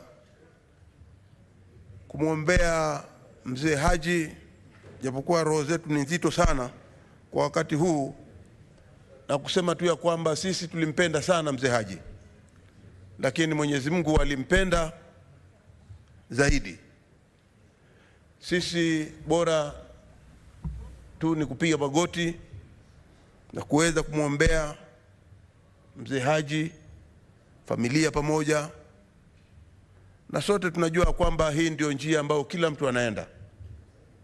Tunasema ya kwamba na kila wakati wote tukiwa tumepiga magoti yetu ni kuombea familia iwe na nguvu kuweza kupita janga hili la wakati huu, kupotelewa na mzee. Naomba Mwenyezi Mungu aiweke roho ya mzee Haji mahali pema penye wema peponi. Thank you. Senator Olekina Ledama.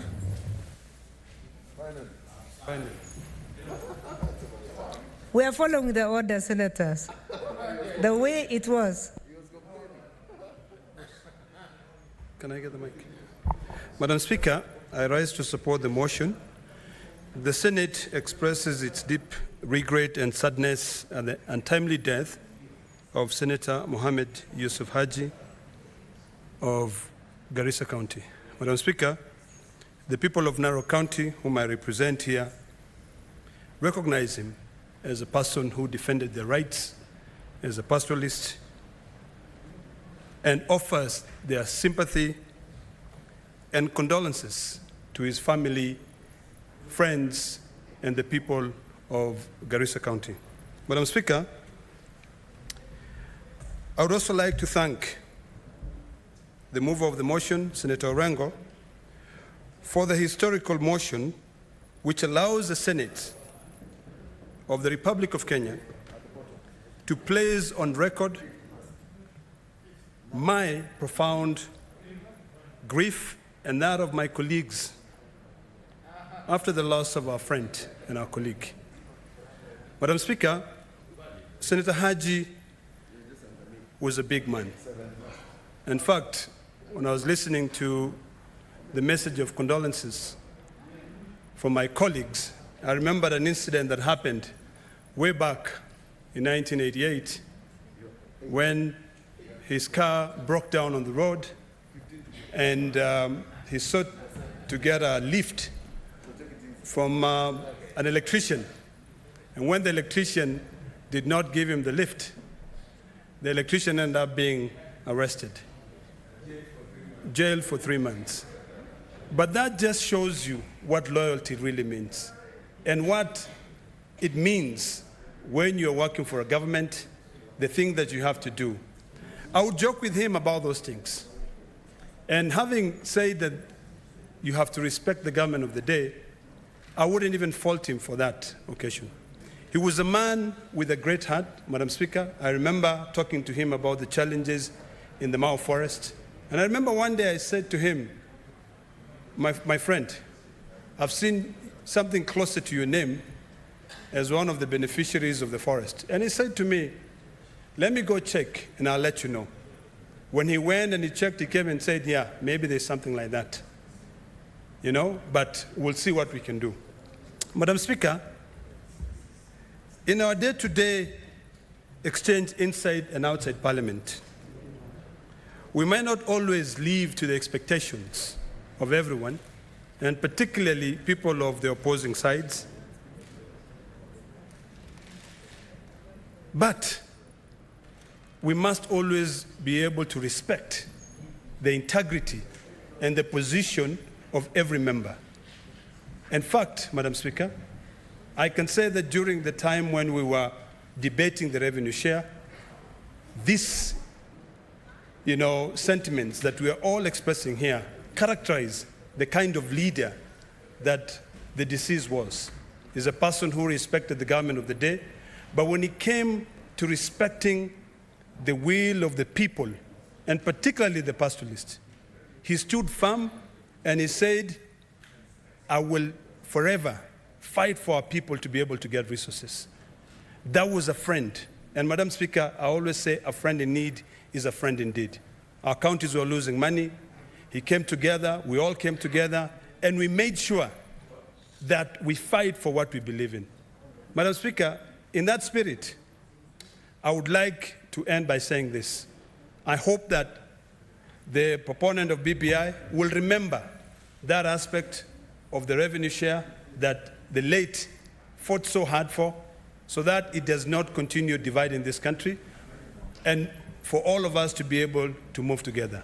I wish the family all the best during this time, and I want to assure them that Kenya, and particularly the people of Narok, are praying with them and wishing them all the best. May the good Lord rest his soul in eternity. Thank you, Senator. Senator Iman Falhada Deko. And please, if you can save a minute each, it will allow everybody. I can see there are 2 members who might not get a chance. So reduce from 5 to something like 3 or 4. Thank you. Senator Iman. Thank you, Madam Speaker, for giving me this opportunity to eulogize with the family. Mzee Haji was a father, a mentor, a friend, my best friend, and I'm going to miss him in this house. He taught me a lot, Madam Speaker. Beside him being my senator, he was a relative too. And I came, despite us coming from Garissa County, I came from Ijara as well, and he is a relative. Madam Speaker, Mzee Haji, words cannot describe him. He was a humble man, he was a respected man, and a very quiet man who doesn't like to hurt no one, and he likes, he's a peacemaker. He makes everyone happy. He tried his best. And despite him being, he's very authoritative, the way the rest of the senators said. And I remember, Madam Speaker, during the revenue sharing, the nominated senators had a showcase letter. And I remember he sent my sister, Senator Halake, to go and pick me from the extension when the COVID restriction was there. And then when I saw her coming for me and she said, Mzee was looking for you, and I was like, no way, because I've got a showcase letter, which, I don't know what to do. But he gave me that authority to vote for the people of Garissa, and he told me what his stand will be, and I should follow that, which I did, despite the intimidations and, whatever, because he said, whoever does anything to you did anything to me as well. Madam Speaker, I thank you so much. Thank you. Thank you, Senator. Senator Langat Christopher Andrew. Thank you, Madam Speaker, for also giving me a minute also. I doubt that one. Thank you for giving me this opportunity to eulogize this very particular great man. I want to begin by saying that Senator Yusuf Haji was a selfless man. He loved everybody, and you're a witness, Madam Speaker, that when he was a member of Education Committee, all the time we nominated him to travel outside the country, he would give his chance to somebody else. He was such a good man, and I want to say that we learned some good things about him. One also is that he was a great time manager. More often than not, we found him seated in the meeting waiting for us, and we would always encourage us that you are still young and you're wasting time. So we learned a lot on matters, time management, from him. Another thing that I learned from Senator Yusuf Haji was the fact that he loved so much physical exercises.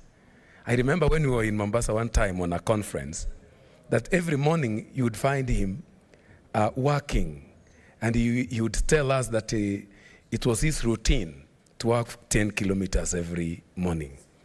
He was a great man, and I want to say that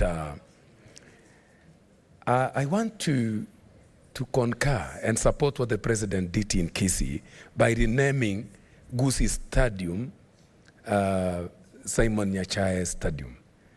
And I would like also to say that by extension, we also would like to, as the Senate, to encourage the executive, even ourselves, that we would come up with something so important, a name after him, so that we may remember him for a long time.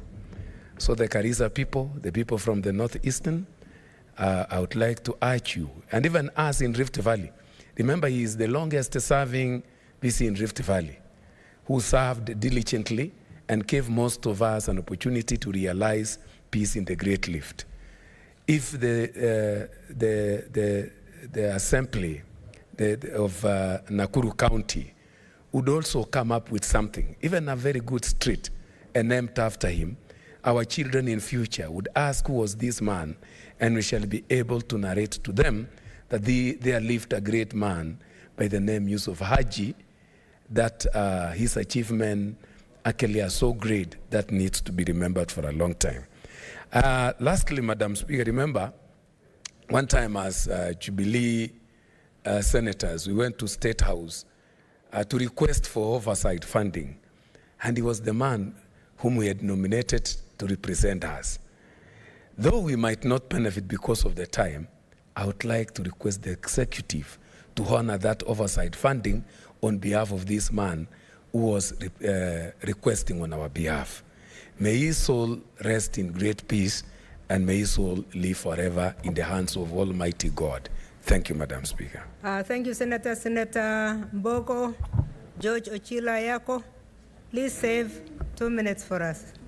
Well, I'll try, but I don't want to guarantee. Now, thank you, Madam Speaker, and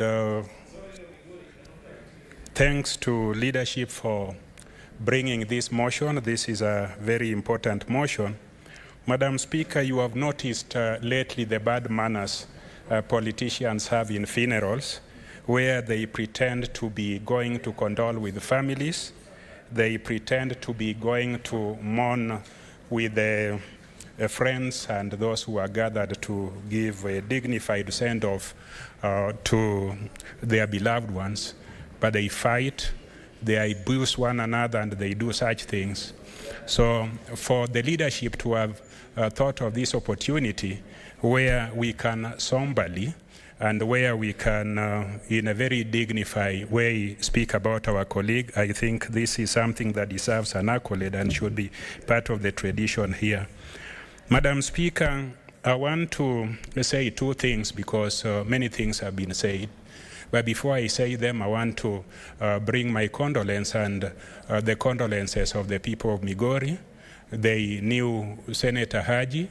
They loved him. He was an ideal citizen, and all of them have been motivated and inspired by his life and the way he carried himself. Madam Speaker, I want to speak about loyalty. It has been mentioned here that Senator Haji was without a doubt a very loyal public servant. An elected public servant loyal to leadership and government, an appointed public servant loyal to leadership and government. Now, some of us, particularly politicians, who are big-headed like I used to be when I was a younger one, and we served with him in this house, we didn't believe in issues called loyalty, and we thought that if you are so radical,